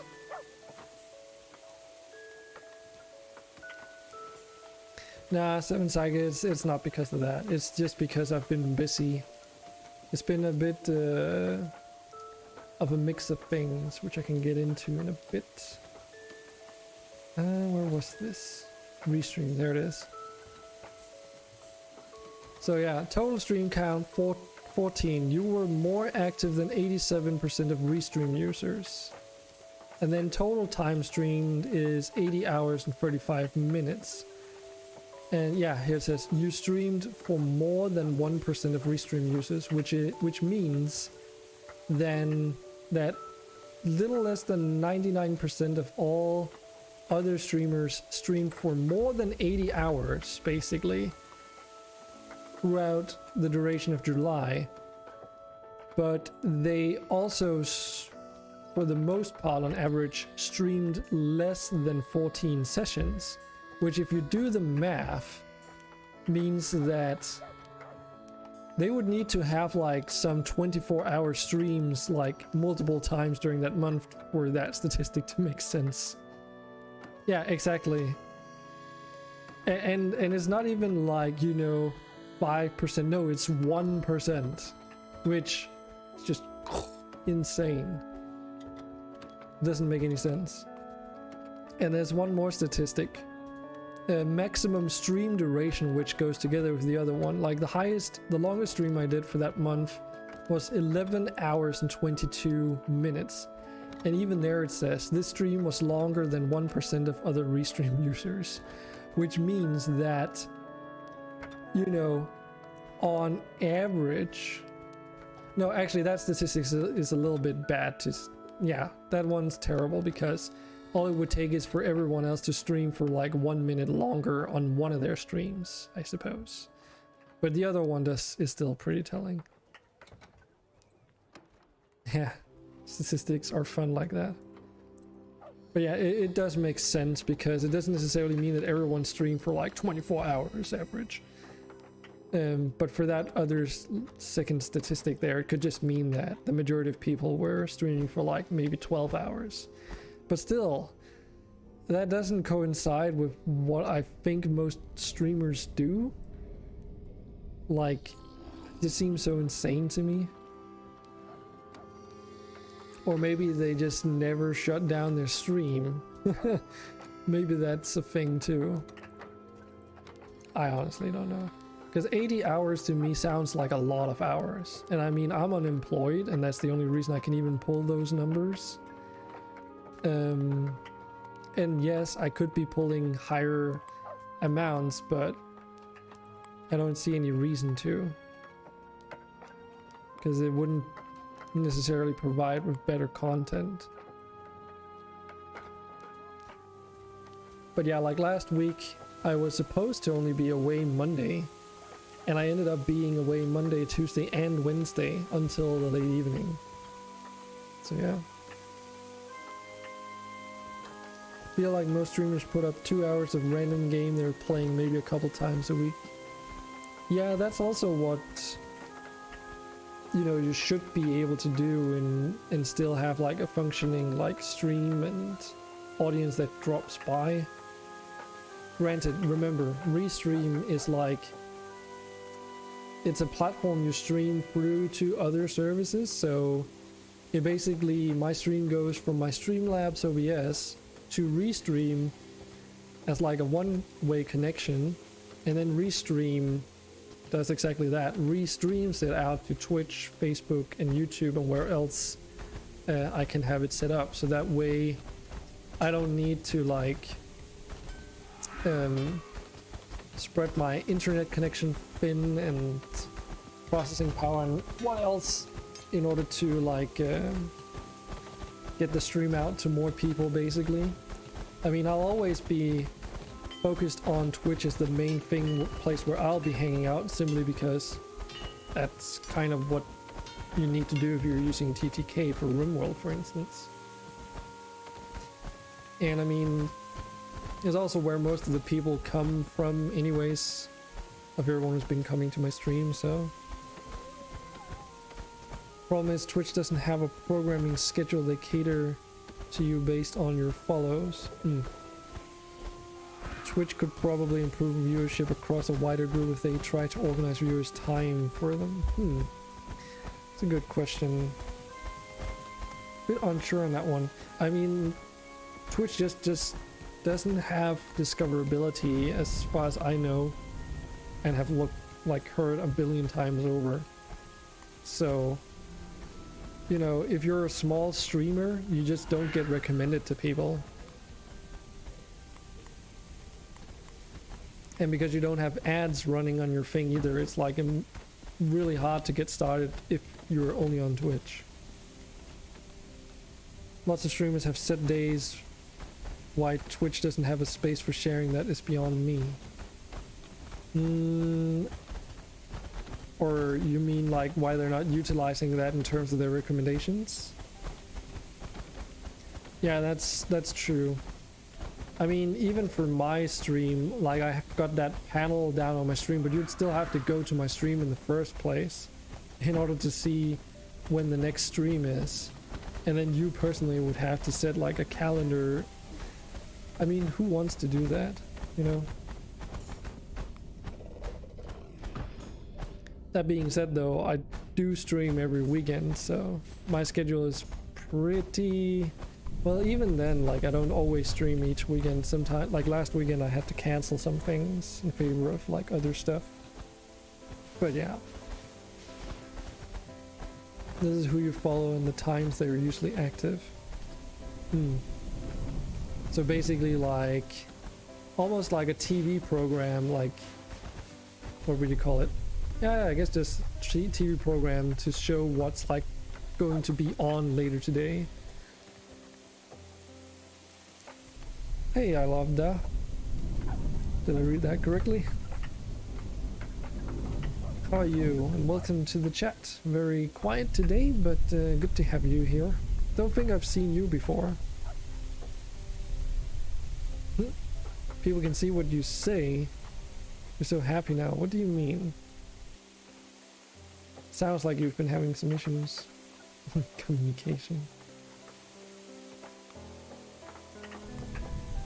Yeah, we're just talking a little bit on how Twitch doesn't really do a good job at catering content to the users. Twitch flagged you for no reason, had to go off on Twitch. Huh. Interesting. And it's not because you got caught like Twitch themselves, that sounds a bit insane. Normally it's just like, you know, a streamer's bot that might catch you or something, but Twitch itself, that sounds pretty significant.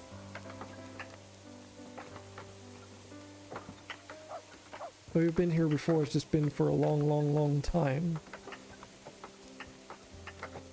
Like Twitch in general or my stream? I was talking about like if you've been around on my streams before, because I have a lot of people that come by occasionally and I don't always get too much of a mental note on their name, so I tend to like not recall if I've seen them before when they come in later.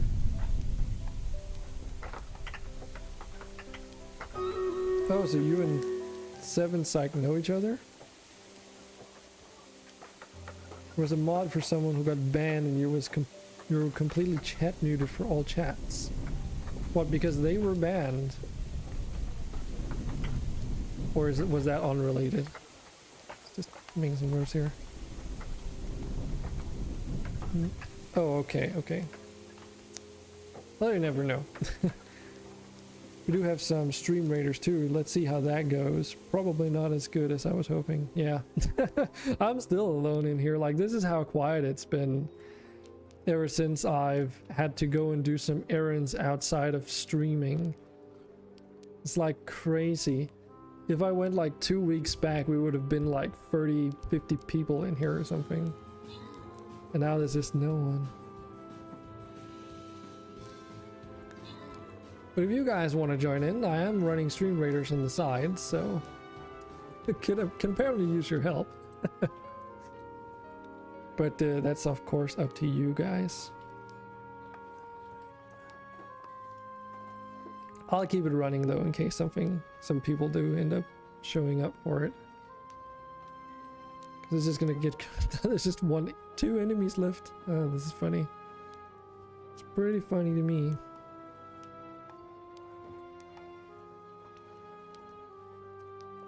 I guess I can just put down oh, there's 3 enemies.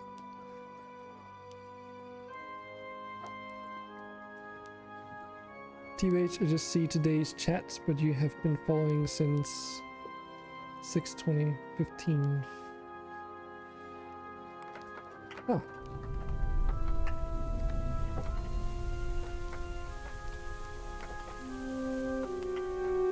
That is a long time ago indeed.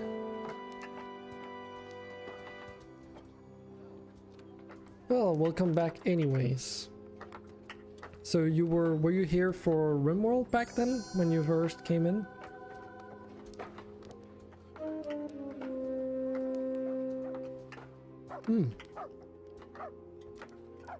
Way back in June.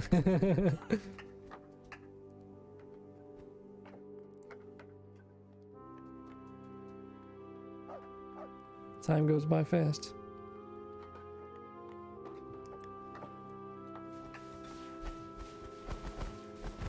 Watch tons of RimWorld. Okay, what about these days though? With 1.3. Still watching or just playing yourself? Because Seven Psych and I were actually talking about that earlier too, where, at least from my perspective, it feels like the viewership on RimWorld has changed a little bit after 1.3. Oh, maybe mainly because computer is too poopy to play anything. This is interesting. I've talked with multiple people that have it that way, where they watch other people play RimWorld and other games because they just can't do it themselves. It's very strange to someone like me who've never had a poopy computer to begin with, unless you count like, you know, old hand-me-down Windows 98 back in the day, which is so long ago that, you know, I don't even know if it even matters. All the RimWorld streamers you've managed to catch have had lower view counts lately too. If you played this, Rise to Ruins, you would have 9 FPS. That would be fucking What kind of potato are you sitting on? Jeez. I mean, sure, it's like, you know, visually pretty and stuff, but I mean, it's not really like RimWorld in terms of how much is going on here. But yeah, I've also noticed that thing that I mentioned to Seven Side, which is like, there are these streamers that are streaming RimWorld that just have like hundreds of viewers as well at the same time as everyone else seemed to have been streaming it on a regular basis and just lost almost half of their viewers. A 2002 computer. Told you the specs, trust me, anything is better. Okay, 1 gig of RAM. Yeah, that's easily fixable though. Memory isn't that expensive. Question is if the rest of the computer is worth it though. This corrupted phantom dot tower is causing me troubles. If I could get rid of that, that would be amazing. Then there's the enemies. They're also starting to get higher level, like this level 18, 19. Gotta keep an eye on our date too. And day 21 we need to go back to the world map. Well, that's a good question, Seven's Eye. It's not upgradable. Can't you always upgrade memory on laptops though? Unless it's so old that you can't even get to memory that's old enough to be compatible with the motherboard. That might be a thing. That might definitely be a thing. So badly designed that upgrading would mean using a hammer and just pulling the whole motherboard out. Okay, so it is a desktop PC, just not a laptop. I assume. That sounds pretty special. But I know Sistra, who drops by occasionally watching RimWorld as well, uses their phone to watch like Twitch streams and stuff, so they can't even use Discord. It is a desktop. Okay. Very interesting. Very interesting.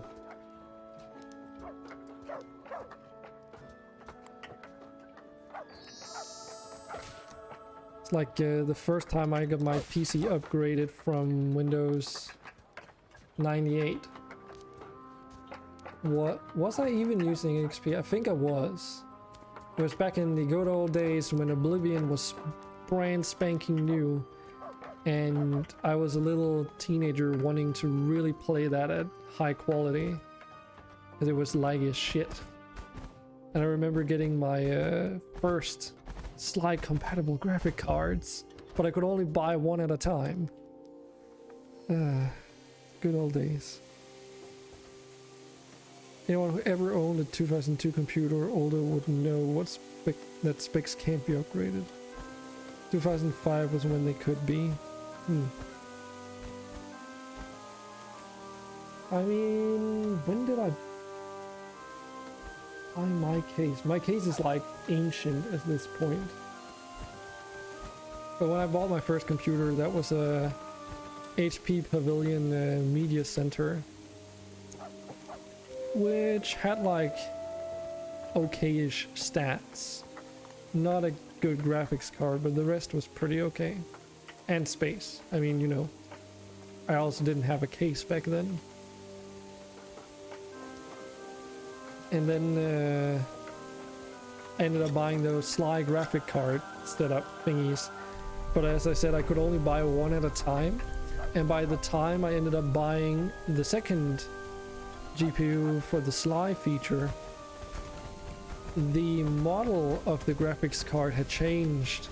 So though they were compatible, I was now faced with two graphics cards that were the same but looked radically different. One had like a very small, I assume copper plated or something. It was definitely copper in color. Heatsink on it that was like fairly small, and then the newer version had like a more like silvery looking heatsink which took up twice as much space as the one on the older version. They were still the same graphics card though, and they were compatible with each other as far as I know today. But that kind of got me scared away from ever buying Sly compatible graphics cards too far apart from each other. So that was an interesting experience, I would say. And then I just got into upgrading it slowly but surely.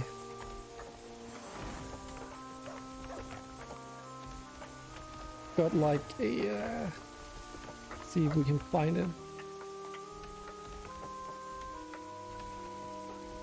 Just like as you would expect from me, I suppose. This is the tower that I'm still running with today. If that doesn't scream fucking basically old school, everything needs to be RGB mentality, then I don't know what it is. That is art. I mean, the front panel doesn't really light up anymore, and the LCD panel is not plugged in anymore because it's not... I can't remember if it stopped functioning or what. I think it stopped functioning alongside the LEDs for the front panel. Reminds me of your old Alienware for 2011. A far more dragon theme. Yeah, when was this even new? Does it even say here? No, it just says out of stock. But yeah, that was a fucking... I saw that in like a and what do you even call it, like a IT hardware magazine at some point, in like a review thing of cool cases for like 20 something, the 2000 something, and they were just like I just had to have this. It was it's pretty interesting, but it definitely feels dated. Now there are some good benefits to it, that like some design features that are slightly unique to it. Like for one, it has a built-in handle on top of the case that's integrated into the rest of the frame, so you can pick it up from that handle no problem.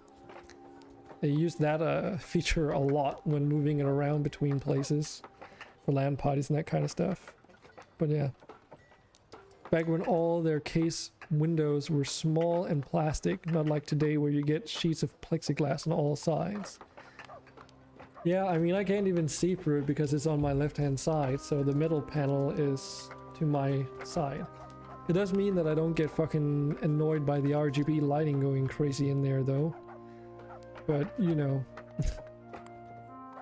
it's a thing.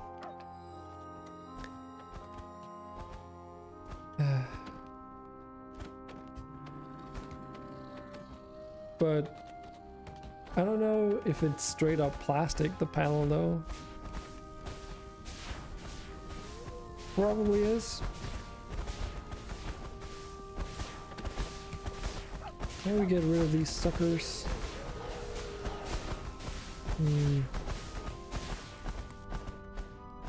The light just means it's pretty. I think the way I've had it torn apart in order to see what was wrong with it, or try and figure out what was wrong with it, the front panel, and it's basically like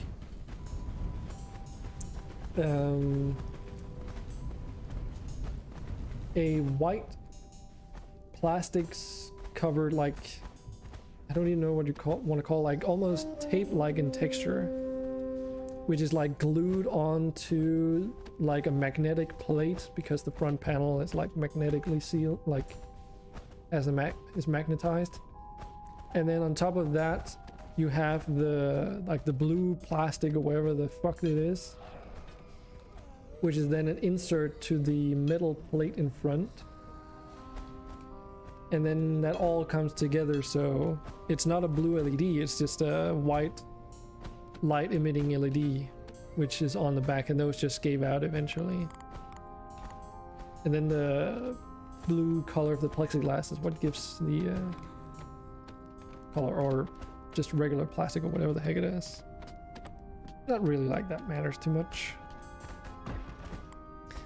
But I've been pretty happy with it.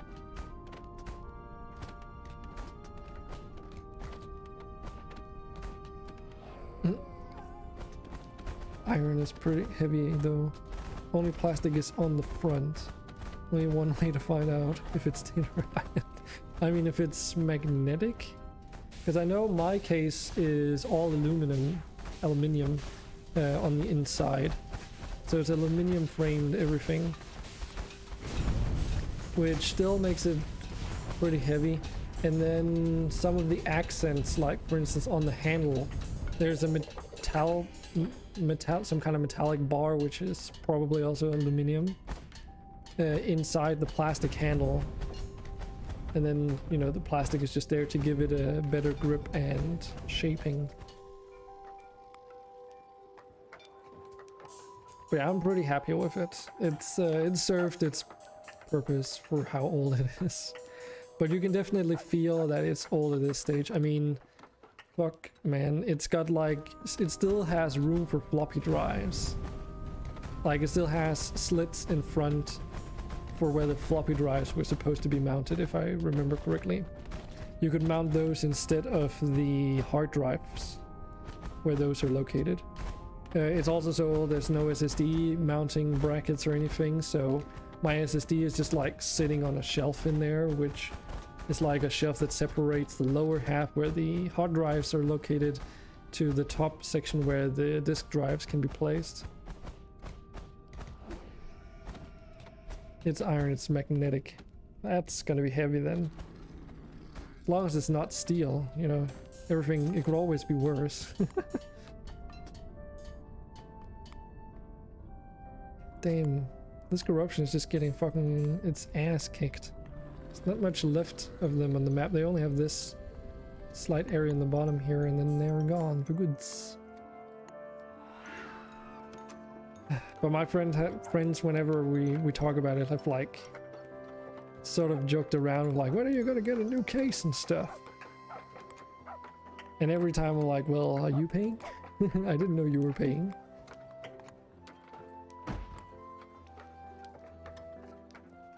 Steel is worse because then you can't touch it. If you touch it, you could die from doing it. What kinds of computer is that? What kind of computer would be like that though? That sounds a bit unnecessary. Oh really? Huh. Yeah, most of my old HP inner casing was just a bunch of like plastic girders and then, well, plastic fittings and a bit of metal here and there, which was probably aluminium. Granted, this case isn't light either, because there's a lot of metal still that could be stripped away to make it more optimal. Like for instance, the entire back plate is like, there's the actual back plate, which also has the exterior of the, you know, of the case. But then there's the back plate that you mount the motherboard on, which is also all like, you know, a solid sheet of metal basically. And then there's like shelves and some support structures inside and near the front where the disk drives and hard drives can be, to sort of protect them but also to mount them. Which I assume could also be done much more efficiently with like a more modern standard. But yeah. It's definitely like a bit special to have such an old case for sure.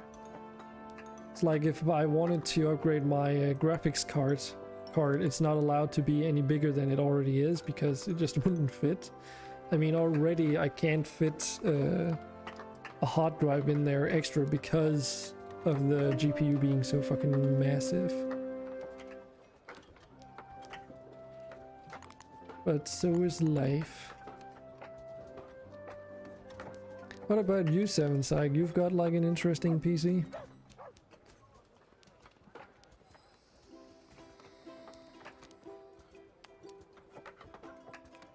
Yes, you do. Okay. Well, what makes it interesting?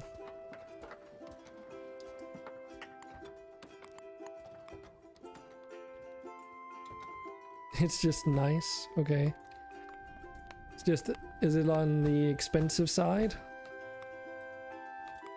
Because I know if I were to pull all my parts out of my computer, it would, from new at least, it would have been pretty expensive.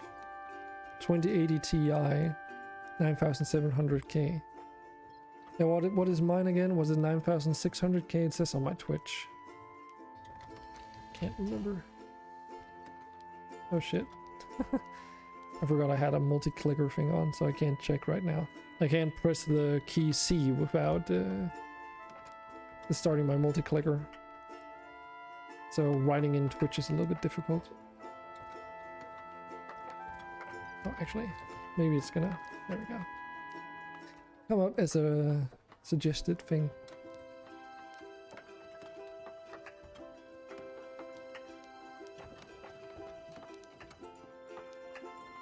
Wait, does it say 320 gigs of RAM?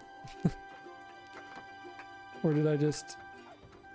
Okay, I think my eyes just played a trick on me. Yeah, because for some reason when I read that I wanted to see it. Wait, so does that mean we have the same CPU then?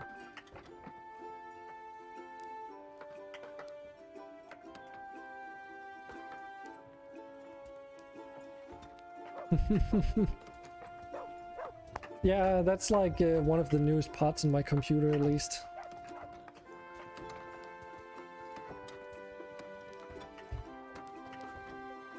Same unlocked 9700. You're replacing a graphics card like soon? Isn't now like a terrible time to be upgrading your graphics cards?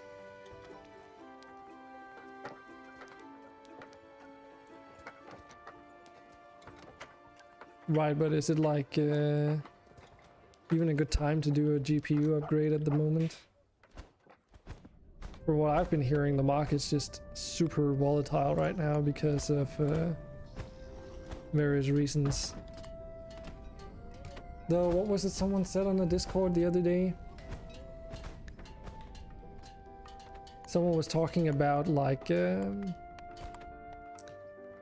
were some, was it Bitcoin mining or something that had become illegal or something along the lines of that, or they were cracking down on it or something in some place of the world, and they just made it so that, you know, all those GPUs that were bought in has now like just flooded the market because no one, the people that were using them can't basically use them for what they were supposed to. But yeah, can't be as bad as someone upgrading the graphics card and the computer blew up and the company bought you a new computer. I mean, it depends on what kind of files you have on your system. I would be very sad if my computer were to blow up because of that. Granted, I have like remote backups of some things right now, but I've got like a lot of creative assets and stuff that I've made that are not... Like if the hard drive would go poo-poo, then I would be very, very sad.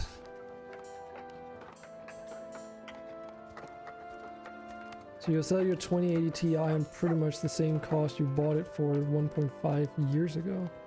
Oh, because the price has gone up. I see. So you'll be out a couple hundred for a new 3080 Ti and get a 30% performance boost. That is so weird. That is so weird. Well, New World, I also don't quite understand why people are even playing that game.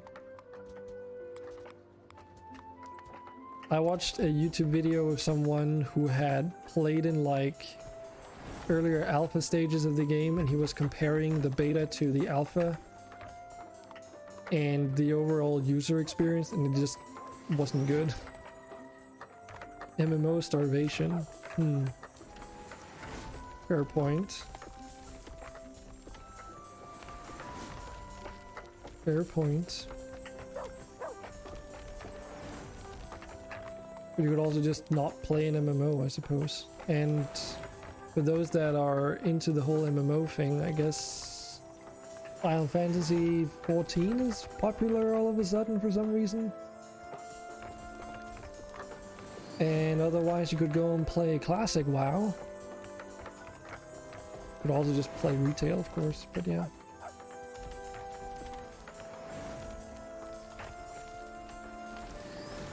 But yeah, from what I've seen of New World, it doesn't seem like a game that I would like to play, at least.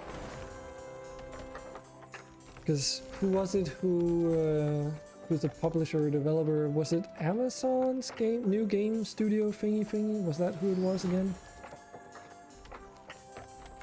And it just wasn't running well. MMOs are fun, TBH. Final Fantasy is popular only because of one person, really.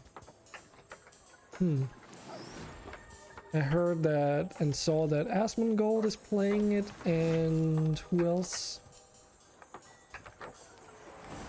But it's more the fact that I've been, not so much the fact that I've been noticing some streamers, like high-end, like the 1% streamers, you know, playing it, but more that I've noticed some of my friends play it. Which perplexed me a little bit because it's far from a new MMO.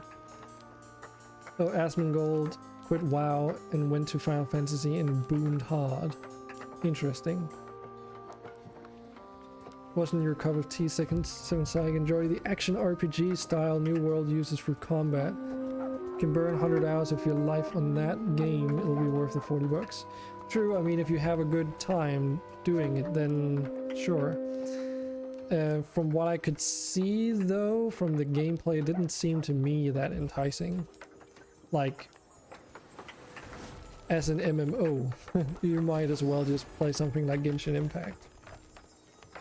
Something about the PvP being very, like open world being PvP being very lackluster because people could just run away and not be forced to do PvP. And the PvP related quests were kind of, you know, you might as well do those because no one would PvP you while doing them anyway, so you would just be doing what you would normally do but for higher rewards. And in the end game, like, everyone just looked the same, and then there was also some issues with like the game performance stability and stuff, so. But yeah. You'll probably skip PvP except for wars. Oh, but I thought the New World was supposed to be like very heavily focused on the PvP element. Sort of like how Arcade is like, if you don't like PvP in MMOs, then you shouldn't play Arcade because that's pretty much the game. Same for Black Desert Online. If you play that with the intention of not playing PvP, then you're gonna have a wake-up call eventually. At least having played both Arcade and Black Desert Online myself. And being disappointed. Otherwise it'll be dungeons, and when you get bored you'll have probably played it more than some of the AAA titles you bought for 20 bucks. Well, sometimes it's not just about time played, but also if that time is quality time. It's like with RimWorld, right? Sometimes you don't feel that it's been worth it waiting around for like 10 hours on your pawns doing things. Where you get like to a point where you question yourself if you were actually having fun in that time. It's always like a balance. Since Alpha, they have really stripped it back to something more palatable to the mainstream MMO crowd in hopes of gathering a larger following. Probably also to finish the game on time. Supposed to be hard-coded survival PvP MMO. Hardcore. Yeah, I did not get the impression of like survival on that MMO at all. To be honest, I've never seen a properly done survival MMO to begin with. I mean, even Arcade doesn't really have that. It's like I thought Arcade's crafting system would be like, you know, 70% of the game. But it turns out that in actuality, it just felt more like 10% of the game in how deep it was. Because it's like each tier of resources, there was only like 2 places in the world you really harvested the resources for that game. For most of the things, and even then you weren't really rewarded for like, holy shit, that's a lot of enemies. You weren't really rewarded for most of the time, like actually doing the resource collection, so. Okay. We might have to focus down on these bad boys. That's a lot of baddies.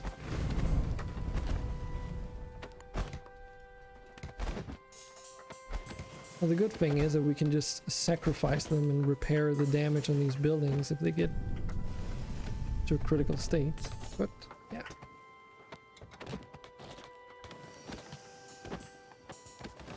So I'll read your messages in a moment. While there's this big of a horde going on, I should probably focus on this. But those fire elementals can be really nasty. Especially at this stage, because they are like leveling sporadically. Like just a few minutes ago, all the enemies max levels were like 15. Now they seem to be heading into like the 27 area. Which is a pretty big jump when your own golems can't go beyond level 13, 14. Or rather they spawn in at those levels. They can of course get higher, but they require to survive in order for that to happen.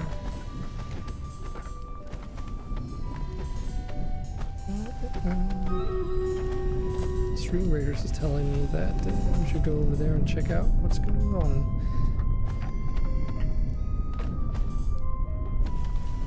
Kind of a bit hectic here though.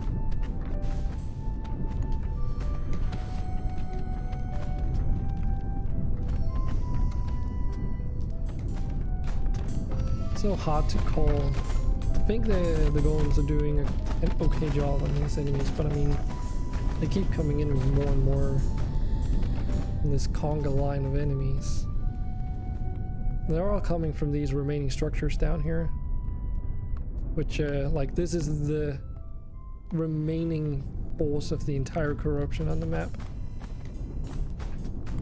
So there's not much left of the enemy, and once they're completely gone from the map, that is, their corrupted tiles, they will stop spawning in, and then we can go on to a new tile.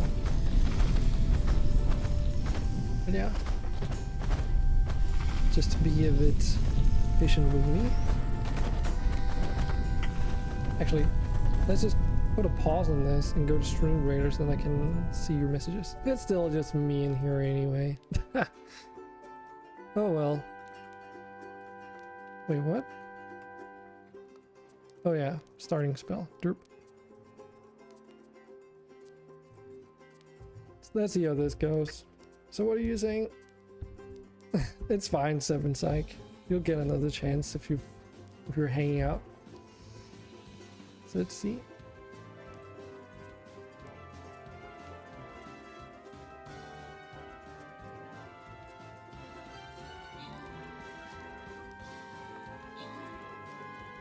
So I love that you said the thing you wish they do. So are you talking about we're talking about the survival aspects, maybe?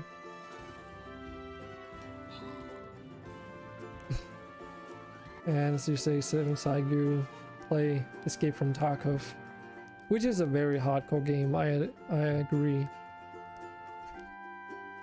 So when no one's in here, actually no one gets the scrolls. They just get voided. Interesting. Well, 7 Side, here's your chance.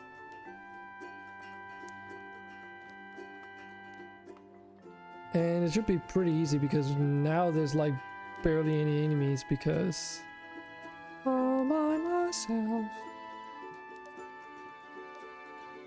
It's okay.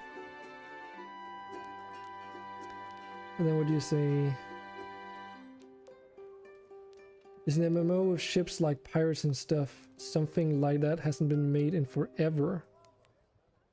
Oh, what was it called? Burning Seas or something back then? I remember playing that with a friend of mine. But yeah, the closest you'll probably get, and in my opinion, probably also going to be a better experience. Just play Sea of Thieves.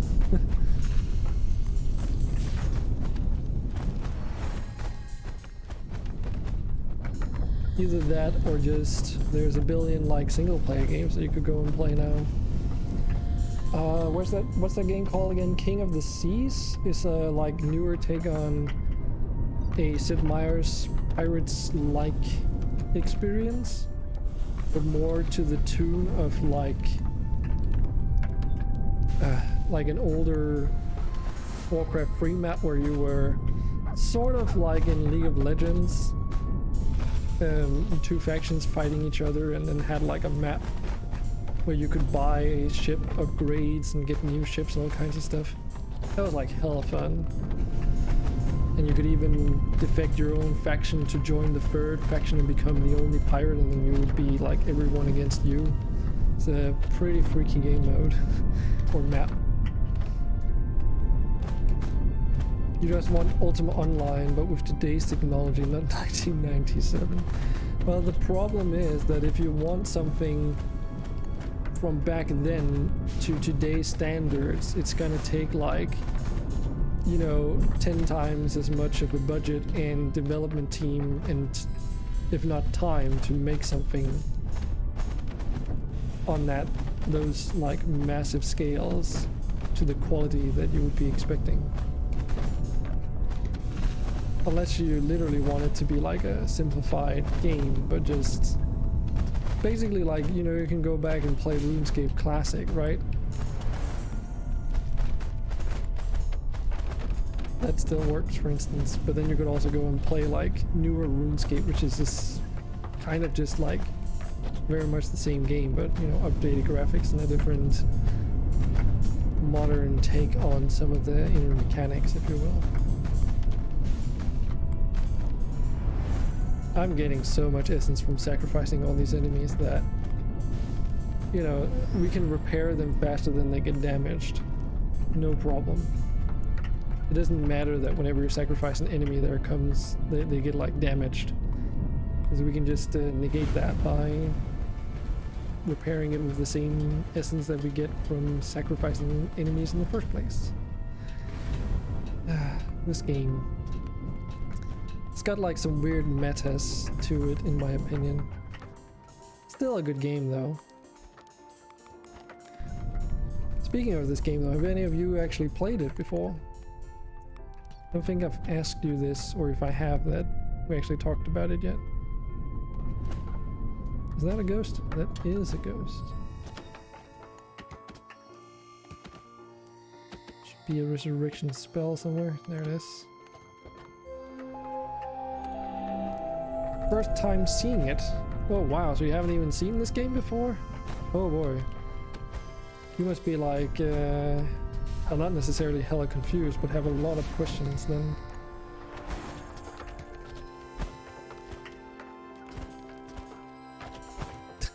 When you fall asleep, you probably won't remember it. Well, it's called Rise to Ruins. It's a... I don't know what you would call it, an RTS game? A little bit akin to the old Settlers free and similar games, where you don't have direct control over your villagers, you just give them like a role, like a job thing, and then they just carry out those jobs. But then you also mix in a little bit of black and white because you're like some kind of celestial being that has like magical powers. And yes, tower defense as well can be. Like I can build towers. I've been building golems though, because they are a little bit more mobile than a static defense. But yeah, a little bit of black and white too, because you can pick up your villagers and the enemies and cast spells and all that stuff.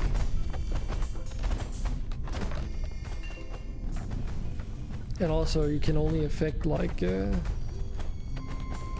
up enemies if they're outside of a corrupted zone, so there's a little bit of that influence too, the influence area. But yeah, and it's Black and White is such a good game, but this is actually another interesting question. Which one do you prefer, 1 or 2?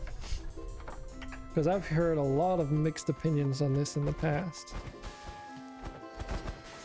And I personally don't, you know, there's never a right or wrong answer, but I am personally one of those that prefer 1 over 2.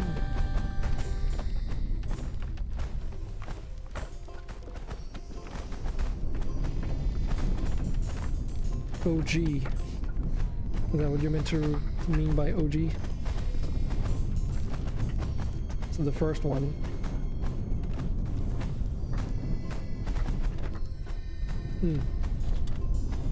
Yeah, I would agree. There's just some things about it that are... Populos, the beginning, you missed that? Ooh, yeah, that's also a good one. There were newer games that were made to the tune of Populos. They made Goddess, after all. I don't know if you ever got around to play that. Peter Molyneux and his, well, almost Todd Howard levels of expectations that he created.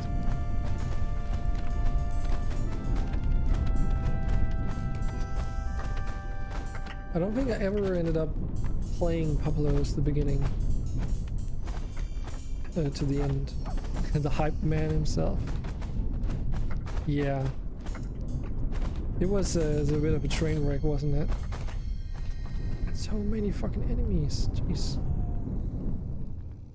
Definitely need to get these buildings cleared out soon.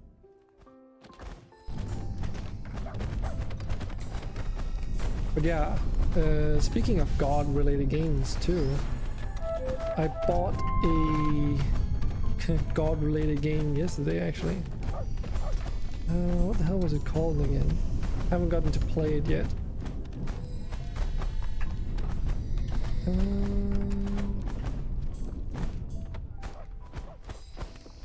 Godhood is what it's called. Looks kind of interesting. It's about like making a religion and having your disciples fight for you and stuff. Probably not as involved as, you know, RimWorld with ideology, but it's kind of interesting to see like how people do it differently. So there's real good on Fable, had a lot of plans for it. Like Fable anyways, but it was definitely one of those first big under-deliver games. See, and that's another weird thing. A friend of mine was like really into the first Fable and basically had the impression that it was like one of the best RPGs in existence.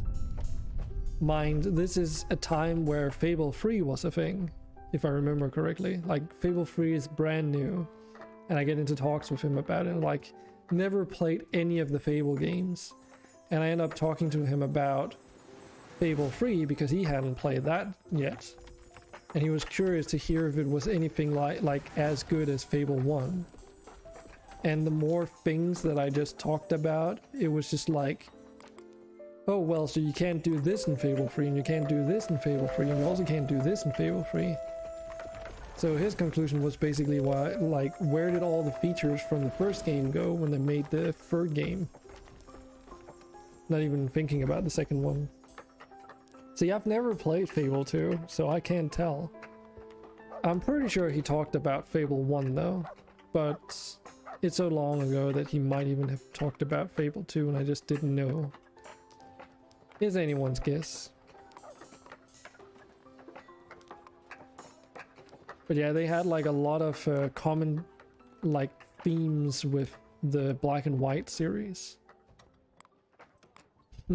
Which also with Black and White, you know, remember how we were supposed to get a Black and White for each age and stuff, eventually going into space and such? Ooh, think about it, right?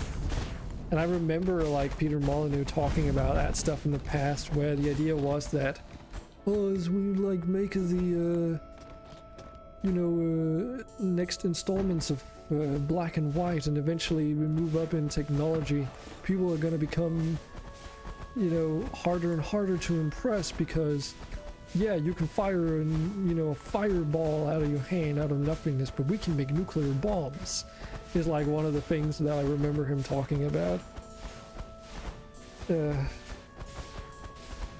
But I personally prefer Black and White 1 because of a couple of reasons. The first thing that I felt was excessively jarring with Black and White 2 was how the physics of that game are so fucking different than the first one. And it could just be because of a combination of me playing on like an old laptop that could hardly handle it and stuff in the past. But it felt like that there were more like momentum and force behind your projectiles that you would throw around, because they would be like, they would fly slower. It's like, it felt like the physics basically in Black and White 2 were sped up from what they were in Black and White 1. So like, you couldn't really throw things that far, and it didn't feel like things had as big an impact, because it's not like you could see this thing slowly, this huge rock just go, and like all the parts would like fall apart, you know? It just has a different feel to it. And the same goes true for like the fireballs and everything else, because since they were like slowed down more in the original game, it felt like you also had an easier time actually hitting with your projectiles. I don't know, does any of that ring a bell? Like, did you have a similar feeling? Because that's kind of one of the main reasons why I prefer the first game. And also, like, there was too much of a focus on the RTS elements in the second game over the god powers, from what I remember. Because it was more about building an army and then sending your units out, than being dependent on slowly building up, you know, your trust to a village and something.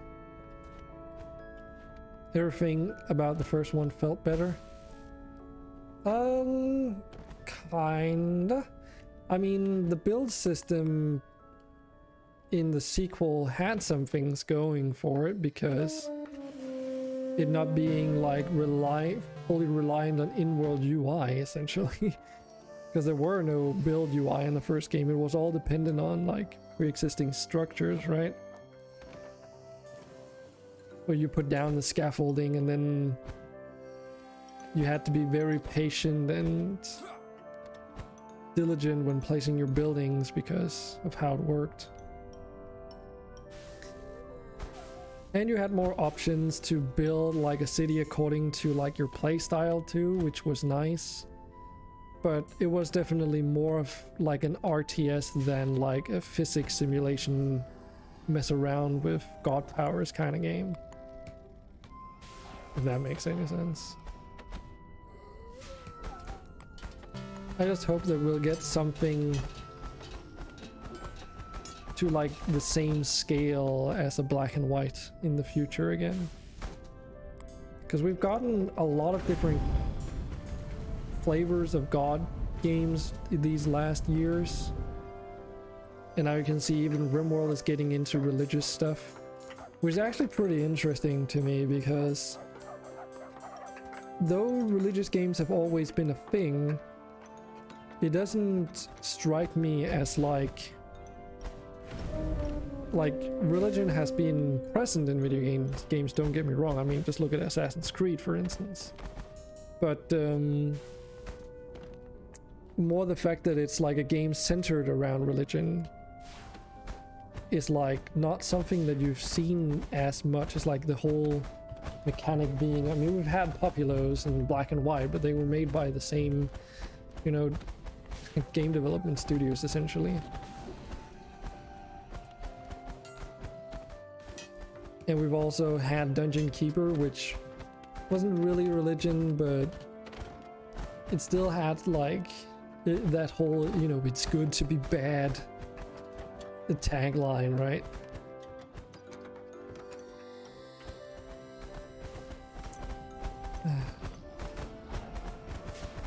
Like back when they were still called Bullfrog Studios and stuff, like they made some pretty good games.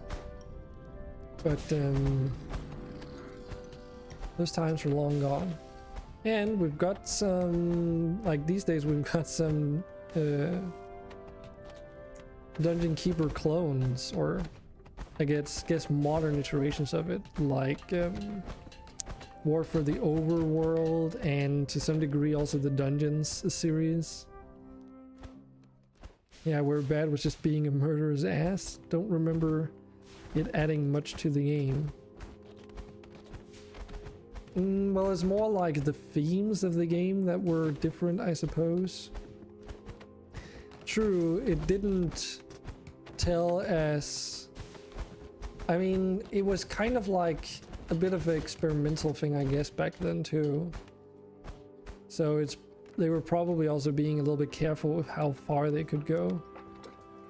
So like, if you play the campaign for Dungeon Keeper and you pay attention to like the description of the different areas, like, you know, it's just that being on the other side of the fence experience, which was very different.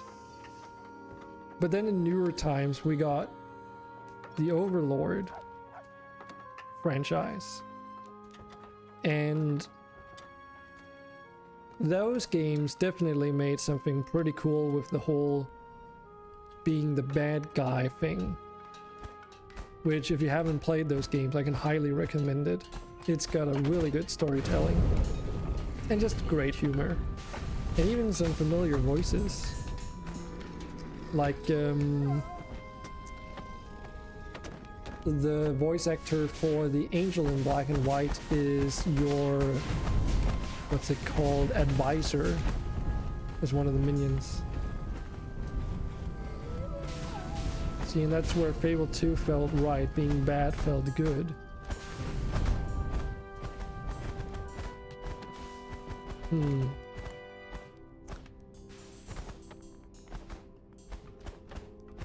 I don't know if I didn't feel good about being the bad guy in Dungeon Keeper.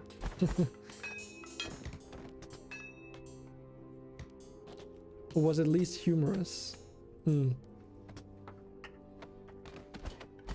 Yeah, I mean, I think Overlord did it really, really well on the humorous part. It's like, here we have you going around like taking all these once upon a time heroes that just ended up becoming a bunch of lazy bums that ended up like just doing more harm to their, you know, to their factions that they were part of after they stopped being a hero than when they were, like, they basically became the bad guys. Never played Overlord. Oh, I would highly recommend it, Seven Psych. If you need like a good hack and slash, a good laugh, and a good story, go and play Overlord.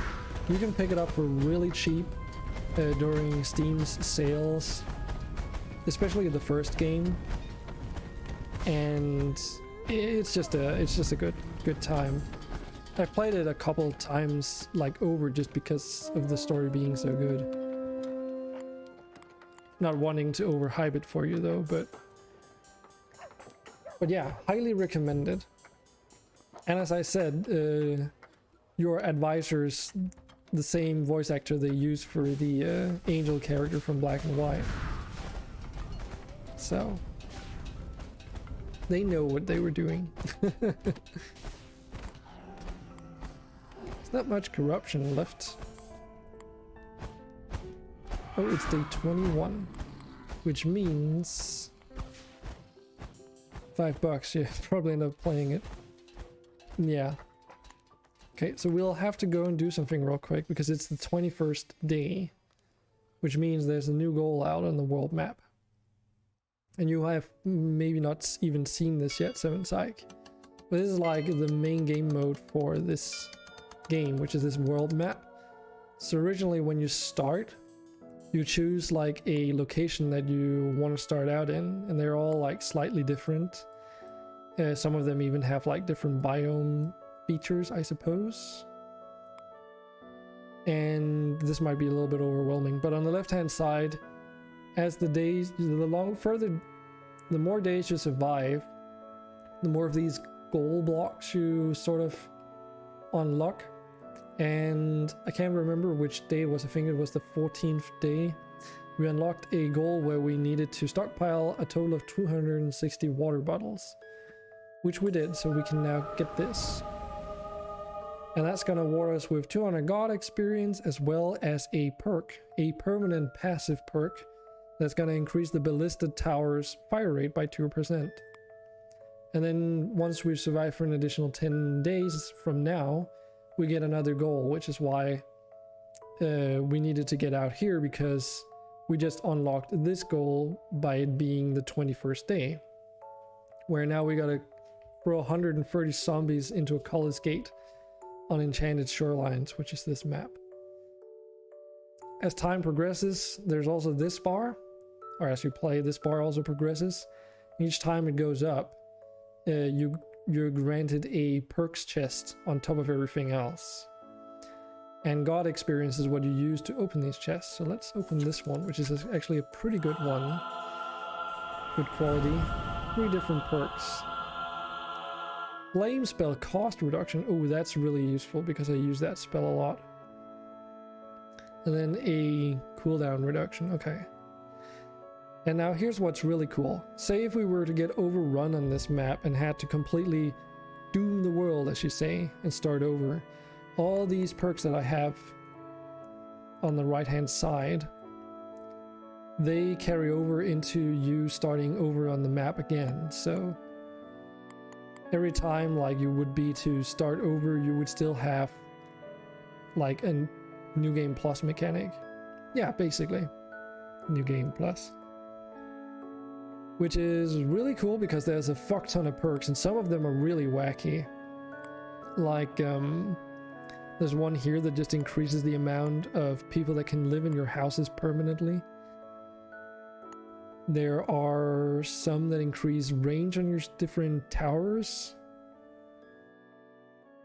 And they all have rarities, increase their harvest rate abilities, cost reductions, just all kinds of stuff you can get. And I haven't seen all of the perks because I haven't been playing the game enough. And for this game mode, the main goal is to survive 1 year in every region of the world, which at most I've ever done is 2. So the general gist is that you can migrate from Enchanted Shorelines to Coast Bridge, Narrow Path, and Valencia. And you can do that in multiple ways. All you need in order to settle in these are 10 people to be sent over, basically. As soon as you send 10 people out from Enchanted Shorelines to another place, you can technically start another play like another map out here. But the thing is, you can keep sending resources. You can keep going back to the world map, to like Enchanted Shorelines where you're already established, and send resources out. So since the game itself freezes when you're not here, the corruption will not spread when you're not playing in that map. Your village is not going to get attacked and a bunch of other things.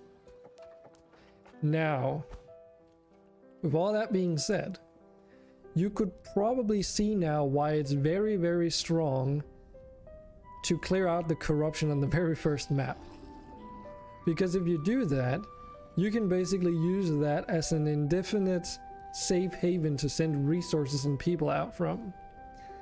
And this is unfortunately also where one of my main gripes with the game come into play. Yeah, base of operations. But yeah, as I was about to say, one of my main gripes also comes with this though, because if you really think about it, if that is your mentality of playing the game, which most people will probably want to try and beat the corruption to begin with, because it's such a huge benefit of not being stressed out by, you know, corrupted enemies trying to kill you while you're simultaneously trying to build out your little village and also actively sending people and resources away to another region, right? And that means that by this logic, if you play with this in mind and with this intent and everything, that the very first map you play on a new clean slate world map mode is gonna be the hardest map that you'll ever get to play, because it's only gonna become easier from then on. And there's a couple of reasons as to why that is today, because it didn't always used to be that way. So in the top bar here, on top of our influence, which is our resource used to cast the magic spells, there's something called corruption threat. And corruption threat increases slowly over time and is sped along if you squeeze the corrupted enemies into a tighter and tighter corner. So it's increased with their willingness to expand. So the more they want to expand, the more this increases, basically. Well, the more they want to expand and they can't. So yeah. Yeah, that's what the motivation to leave the corruption constantly harassing you, exactly. Because every time you start in a new area, the corruption doesn't follow along with you, so. And more importantly, this corruption threat is different from each map too. So, in other words, if you move on to another map that isn't corrupted, if you get more of a head start because you bring more things with you or whatever, you're technically gonna just have an easier time, you know? Because just if normally I think you start with 10 people by default when you're in this first map, along with some resources, right? Resources are not that important early on. Like, they can help you, but chances are your people can, like, if you continuously send resources, I've tried, there's a good chance your villagers might not even be able to use them faster than they're arriving. Because you can, you know, as I said, end up sending indefinite amounts of resources. Granted, you can only send resources while you're playing on this map too, but I digress. The main point is, though, that there's a limit on how many resources can also arrive in any given day on a map. So if you end up sending thousands of resources to another area, it's gonna take a while before it all arrives.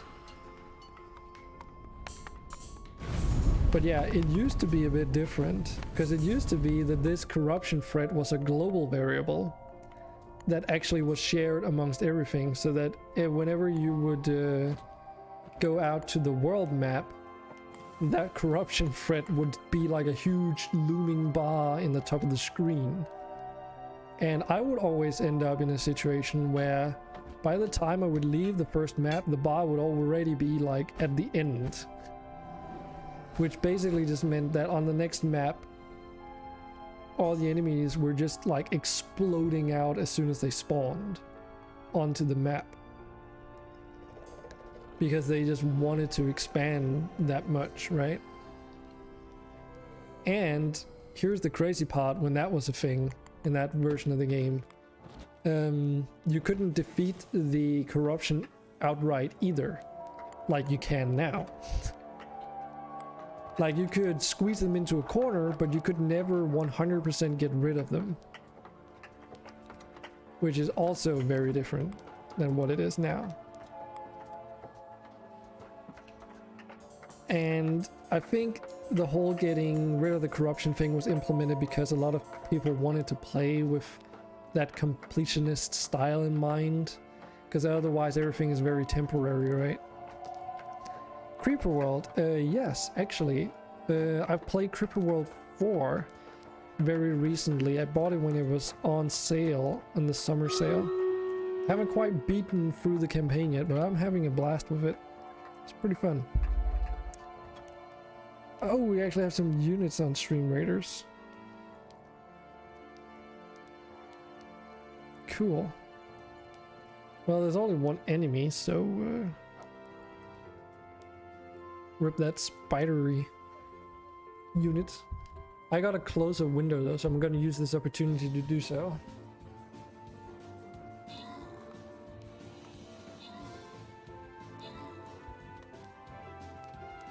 And get a drink.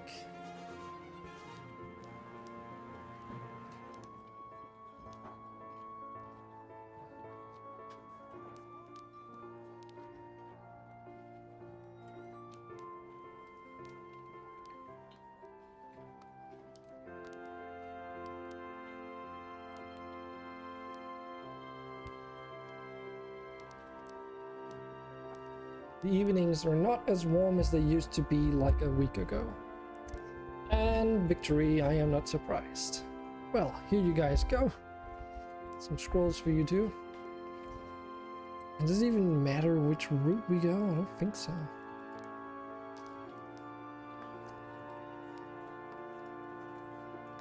Well, let's see. Thermal vent toxic.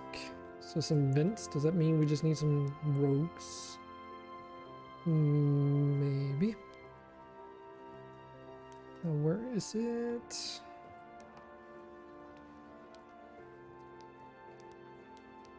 There.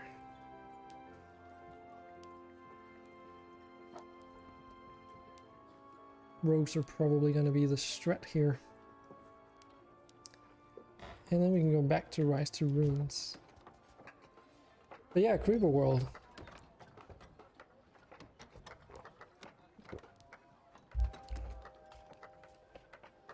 From what I've played of the fourth game at least, it's pretty good. Does get a little bit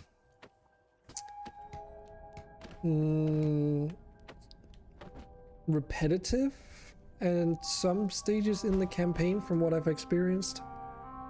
There were at least one or two maps so far that were really just a slog to get through because of the way they were designed. But for the most part, they were pretty good. And most importantly, I am having fun playing the game. But it's one of those games where I just need to focus so much on the everything that's going on that I get exhausted from it very easily. Oh, you haven't played it but seen it played? Oh, okay. Well, it depends a little bit on how you play, right? Because technically, if you deal with some of the outstanding issue or difficulties that each map brings with it to the table earlier, you're gonna have less of a slog to catch up to later on. Because as the creeper sort of spreads out onto the map, and you're not making usage of that area of the part of the map to either get mostly get resources, right? It'll just take you longer to beat the map as a result. So it's like a balance act, right? But it's still a lot of fun. Yeah, I play a lot of different games, honestly. I've also been looking at Amazing Cultivation Simulator again, though right now it's at full price and I gotta be very selective with where I spend my money, so. But I've gotten enticed into trying it out anyways, even though at first I was saying, nah, maybe not something for me, because the whole thing sway mechanic is a little bit of a turn-off sometimes, but after watching a video on the game and seeing seemingly how deep it goes, I kind of got that initial interest returned to me. But it's a little bit expensive right now, so won't be buying it immediately, most likely. Also because I've got other games that I could play instead, so might as well do that. But that's like one of those games where it seems to be probably okay-ish, easy to play, but very hard to master because there's just so many different game mechanics in there. And because of the feng shui system, there are just some things that are borderline impossible to account for the first time around.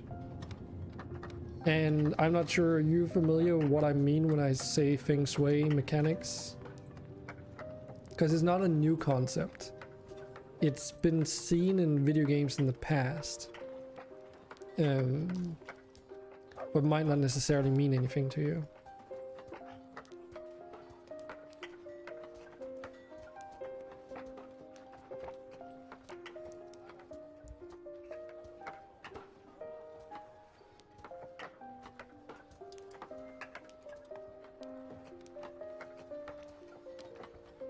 Maybe not explain it, keeping in mind you have no brain left today.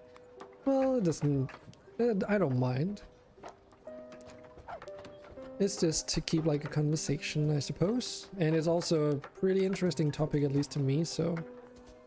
But basically, feng shui is a mechanic where everything in the game has an associated element to it. And that's like part of it. And what that means is that depending on the element of certain things, if you put them together, creates like gives you a debuff basically. And if you put elements that work together well, then you get rewarded for it. And an example of that is if you go back to the old city building games like Pharaoh, Caesar, and that kind of stuff. There's one of the games in that same type of game that is called Emperor Rise of the Middle Kingdom, I think. It's got like a really long title, so... Emperor Rise of the Middle Kingdom? Yes, that's what it was called. And it also used the feng shui system, which basically meant that each building in your top-down city building game had an associated element to it, as well as map-based environmental features. So a river would be water element, for instance, and I don't know, some of the production buildings might be like of the wood element or whatever the heck it was. There were different elements, I can't remember them by heart, but the general gist is certain buildings, just if you build them next to each other, they would get like a reduction in efficiency. So the general idea is that you were forced to, based off the map's layout, build your city in very specific ways by having your housing districts in very certain areas, and then all the facility buildings associated with managing your villagers, like providing them food and such, also needed to be placed correctly according to a whole third type of structure. Yeah.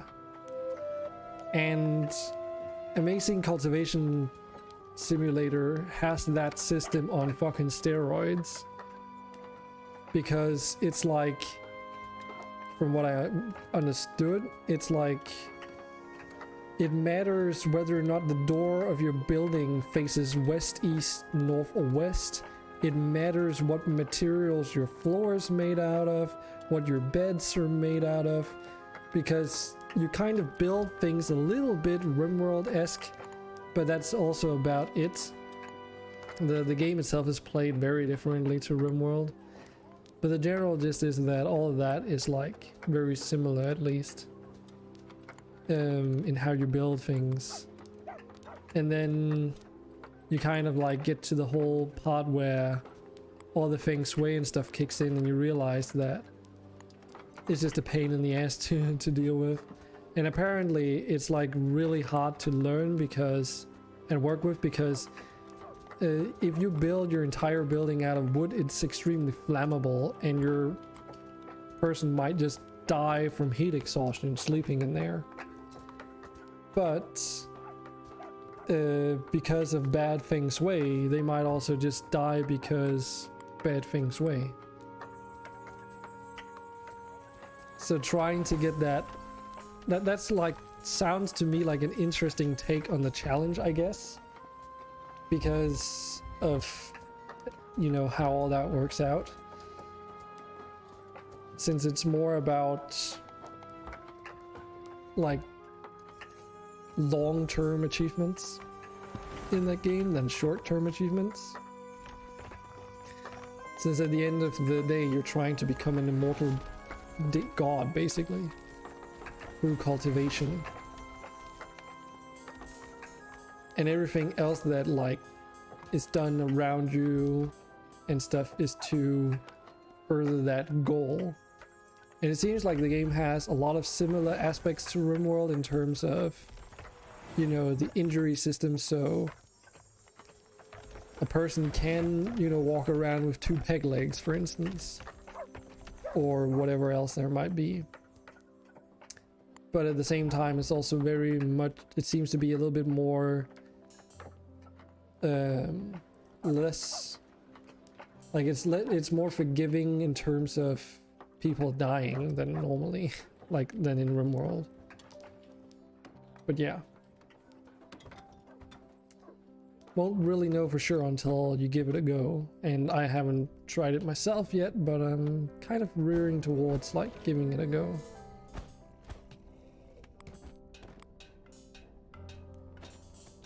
Okay, so we should technically have covered the entire map in this corruption resistance, which is just like an area of effect that generates alongside buildings, and different types of buildings has larger and longer and shorter ranges. So the general just being that if an area is covered by corruption resistance, the corruption can spread to those tiles.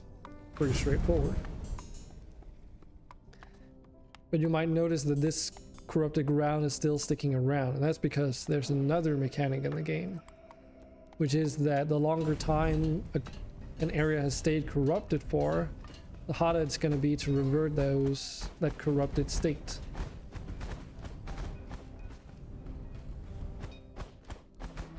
In the words of the developer, at least.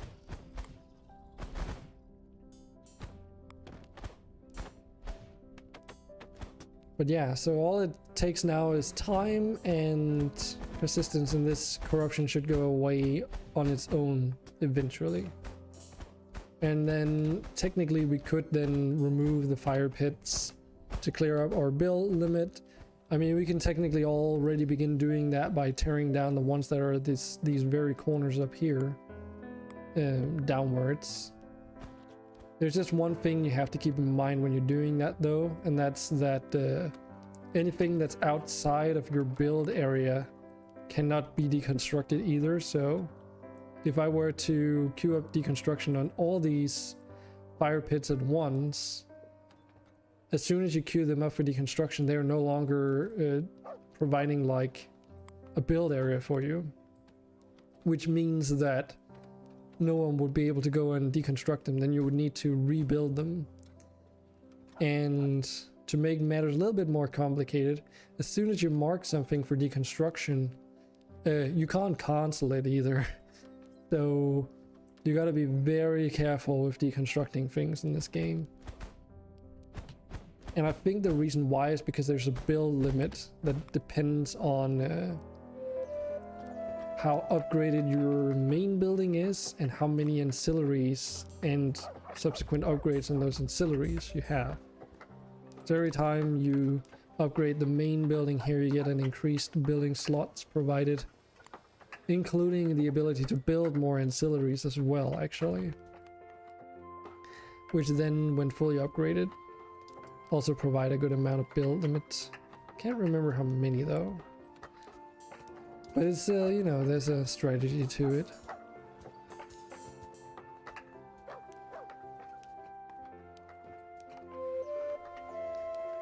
And this is also not really that expensive of a game, if I remember correctly. Like, on sale you can get this pretty cheap too.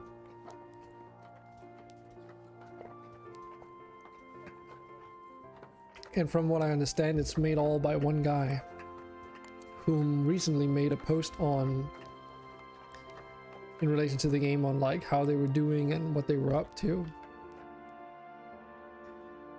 And why there's not been much development on this title and future things. But it's similar, been a similar development to that of stuff like Terraria and such, where it kind of came into early access and then just received frequent updates moving forward. That were free, that is. There's no DLC either, and that means that it's, you know, a single time purchase basically. To my knowledge though, there's no mods, or if there is, definitely no official mod support probably. Not that it really needs it in my opinion. I mean, the perk system and the variety of maps on the world map mode is interesting enough for me to occasionally return back to it and have like a go, right? You can also play skirmish sessions on this. Which actually, now that I think about it, I don't think I've ever played a skirmish map. Probably because I don't feel the need to when, you know, I don't feel like I've managed to get that far into the world map mode. That reminds me of one thing regarding the world map mode though. And that's to do with the objective, those extra quests you can do to get the perks and whatnot. Well, there is one thing with those that are a little bit annoying, and that's whenever you doom the world, it resets the whole quest generation thing. Since, well, the quests are area specific, so the quests that generate will be like, oh, you have access to this area on the world map. Which means that in order for you to complete this objective here, you will have to go to that specific map and do certain things. Which is a little bit also on its own right a bit of a problem. You can force regenerate, like you can abandon quests in favor of generating new ones, but then you have to wait the like X amount of days before a new one is generated. So not, you know, the best, but it's okay.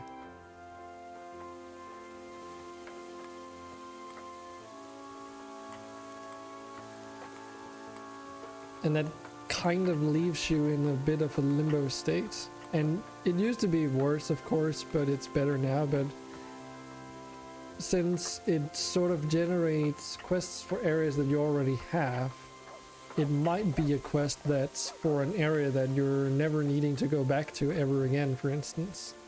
And the more areas you have, knowing how it selects which one to generate for, well, the more areas you have, the less likely it's going to choose one that you're playing in actively. So it's the question of, do you go back to those maps to complete the objectives? Because sometimes they're really easy to do. Other times, not so much. Entirely third completely different scenario is that they require you to do things towards a different area. So sometimes a quest could ask you to migrate people across to a specific area. And that can even be asked of you from world map areas where you aren't even well established enough to send people away from yet. So yeah, a little bit like Black and White 2, these houses here, they can be upgraded. And when you build the basic house, you can upgrade it into 3 different variants.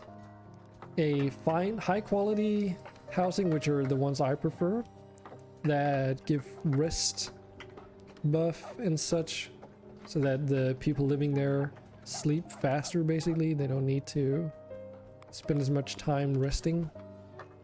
Or you can get the neutral house, which is like a, you know, a balanced version of having higher occupancy capabilities while also giving a bit of a rested bonus.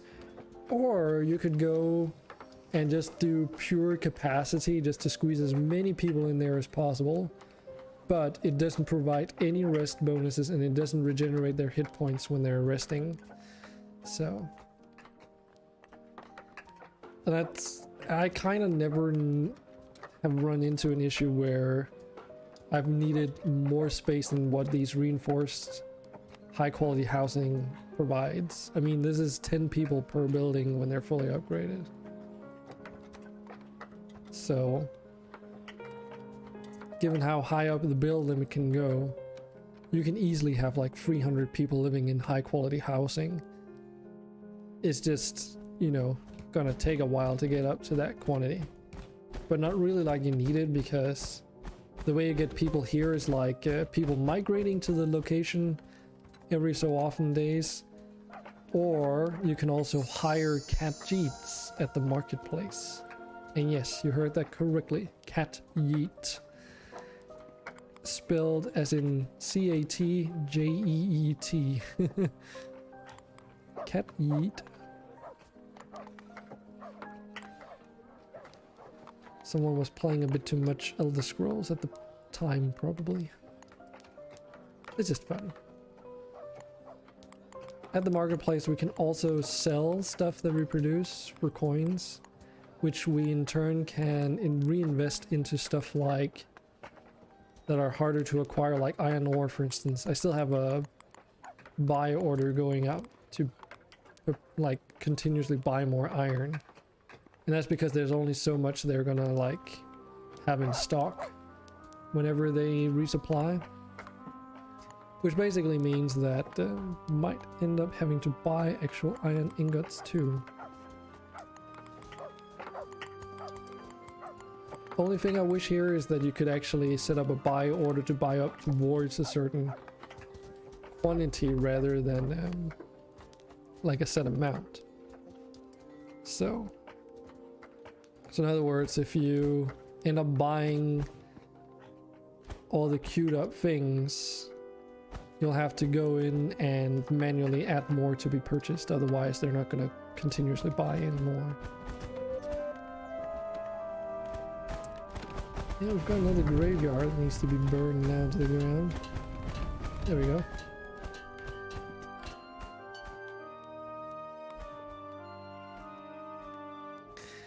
Similar to Black and White, the more people you have, the higher your influence is as well. And different spells have, you know, different spell costs. So when you start out on a new map, after migrating, some of them will be straight up unavailable because they're just going to be too expensive. So like, for instance, the Motivate Growth or the Holy Wood spell. Like for instance, this one requires 27% of my bar. But yeah, the more people you get, the more spells you can cast before you have to recharge your energy. Which is also a pretty cool mechanic, actually. All these particles in the area, see when I go look around here, see all these circles on the ground?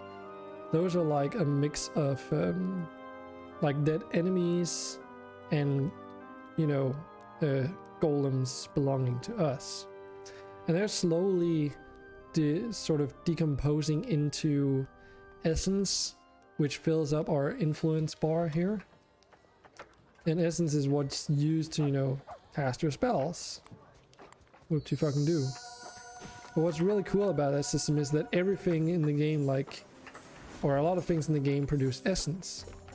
Burning, we can burn trash that accumulates in our town to generate essence, which then gets collected by these essence collectors so that we can store it for use in our influence,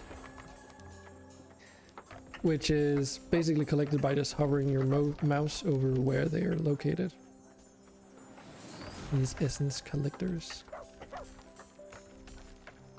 And because everything in the game is made up of this stuff, if you leave like wood or food or stone or anything really like an item out and about, it's gonna start decomposing over time, which is a pretty brilliant mechanic. And that also generates essence for you to collect, which means just harvesting trees, stone, everything of that sort generates essence. And that's why I have all these essence collectors in like a neat 3x3 over here. It's because this forest is where we're harvesting most of our wood. So trees get chopped down, some essence is generated in the process, and that gets collected by the collectors or used by me to promote growth of crops, in this case over here, using this motivate land spell. And some spells, they work together pretty well, like some few synergies does exist. Like for instance, depending on what season it is, so if it's like spring, your motivate land spell is gonna be more effective, like it's gonna have a larger impact than if it's like summer, fall, and definitely winter. But if you then, like if it's rainy weather, which you can trigger through a, what's it called again? A storm spell, I believe, or something? What's it called again? Not lightning bolts. Must be one here. Here, storm. Extremely dangerous spell that causes a huge localized lightning storm followed by rain or snow in the entire region.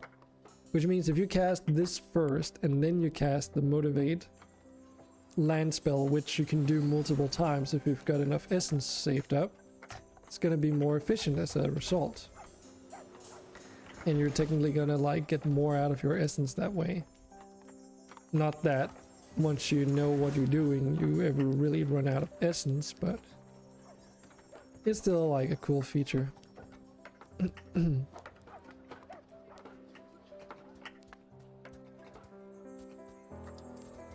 Let's mark some more crystal here, just so that that stuff is available.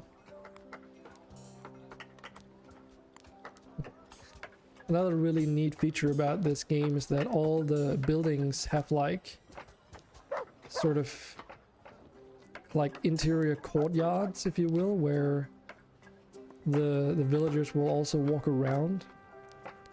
And you can still build roads in here, which apart from in some instances allowing for, you know, traversal through a building to the opposite side, also means that if it's a storage building, you know, they'll basically be able to store stuff faster because they have to move around inside those places in order to store their goods.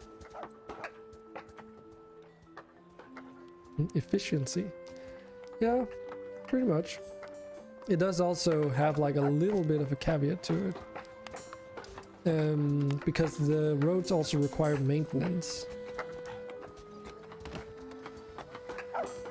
So you gotta be a little bit selective of where you build them, and it's also like if I want to build a cut stone and board road, the road waymakers first have to make a path, then a log path, then a cobble and log path, and so forth.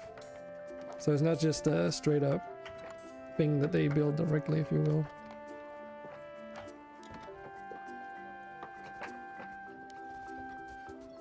Speaking about efficiency, there's this tab called Villager Efficiency. Here you can see all the different modifiers on different work types and stuff. So for instance, upgrading the main building also gives you global work speed, which is pretty cool. But for instance, if we build another lumber shack and upgraded it, we will get an additional 20% wood harvesting speed for the entire region. So apart from being a like outpost kind of place where your woodcutters can deposit local resources into as like a small thing, it also sort of functions as a like a global boost to all your harvesters. So there's actually a reason to have multiple like crafting and harvesting buildings.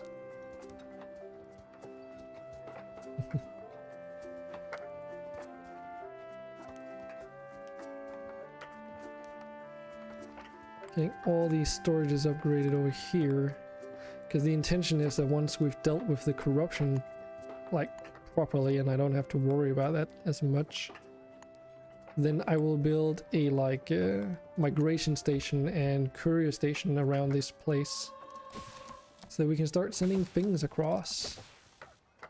And having all the stockpiles around the marketplace is a pretty good idea. And then you can like build your courier stations and that stuff next to it for later use. Yeah, okay, so we had like a loot chest spawn over here with like some cool stuff in it. But, well, I guess it's technically closer to the stockpiles here, so it's not a big a deal. But you can also use the recall spell to send them over to your stronghold. Then they'll just get teleported into the middle here.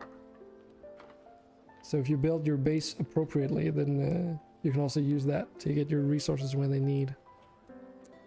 Got 10 units. Alright, we're actually rolling. I guess we just need a speed buff in this map.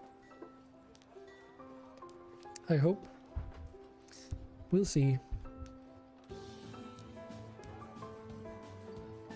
See, we've also got Sparky Pub Rush in here. Whoa, okay, they all died. What the fuck?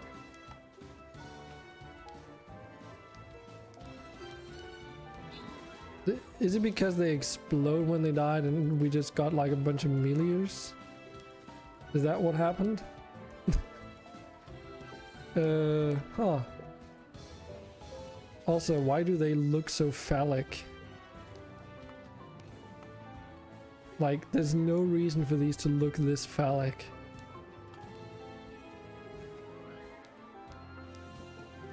But I guess we'll be fine. Nope. Seven Psych, you can do it. Just stand there and take it, apparently. I think it's because you're out of the range of the thing, but holy shit. But yeah, why do they look so phallic? I mean, it's not just me, right?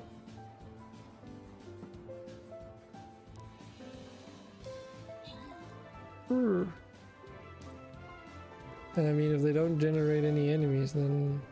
Huh. I may have a point. I mean, this one in particular.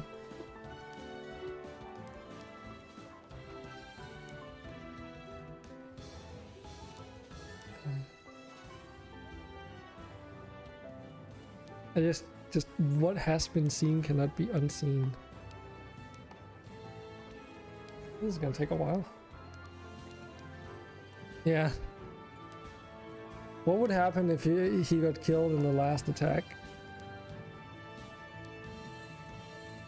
Do you think we would still win if we lost all units? I'd be sad. There actually is a time limit, 1.5, 1 minute and 53 seconds. Most units win. Yeah, you got this. And you also get the monk scroll, so good on you. Okay.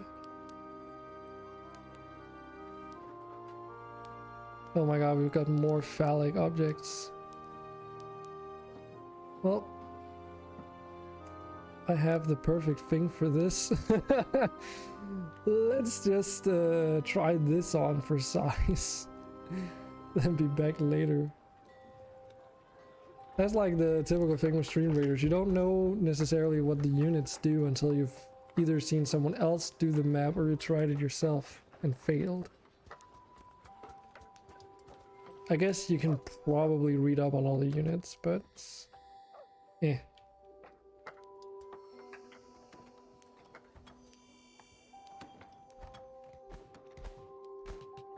So how are we doing down here? There's not much left. It's like corruption scattered all about. Shouldn't prevent the enemy from trying to build things here though.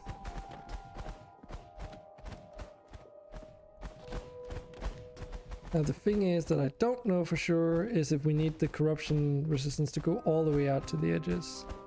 I've had issues in the past where I thought I had it completely removed. Then I took down the corruption resistance generating structures nearby the area, and I took down a couple of them all in one go, which was the biggest mistake I could probably ever have done. And the corruption just rebounded so heavily that I ended up losing the map because of it. Like, it got so out of control.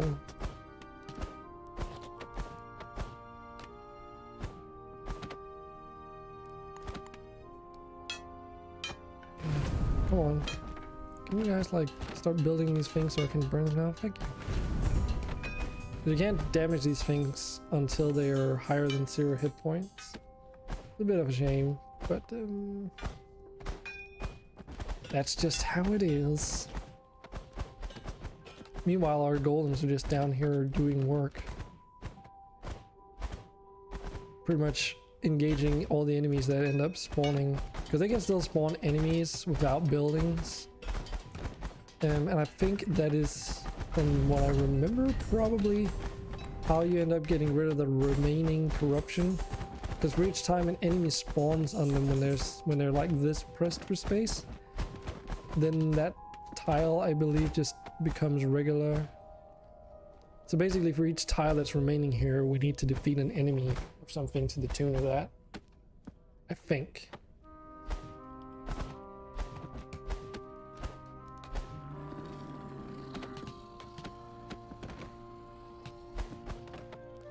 I guess we could technically make a colors gate and just start fucking sacrificing enemies that spawn in. But I'm sure our golems have it under control.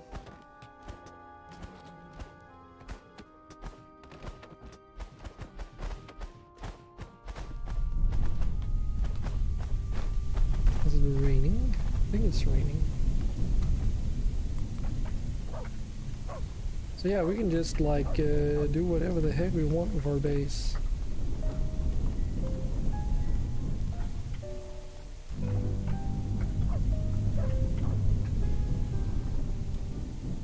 So we can like go around, build some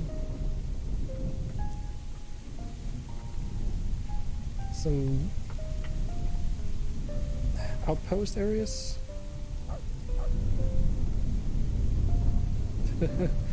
Alright, 7 Psych. Build a noodle stand. This is not the same game, Peter. And hi. Yeah. I'm also a little bit tired, and I've been contemplating also just seeing how many people would be around by the time that you would leave, and then maybe just call it a day. So no worries. I hope to see you around, and hopefully RimWorld will return to normal soon. I've been trying to like keep tabs on the mods and been hoping my best that RimWorld of Magic gets updated soon, but the developers came through saying like we shouldn't expect it anytime soon. And like an early version, if I understood it correctly, was like maybe coming like today.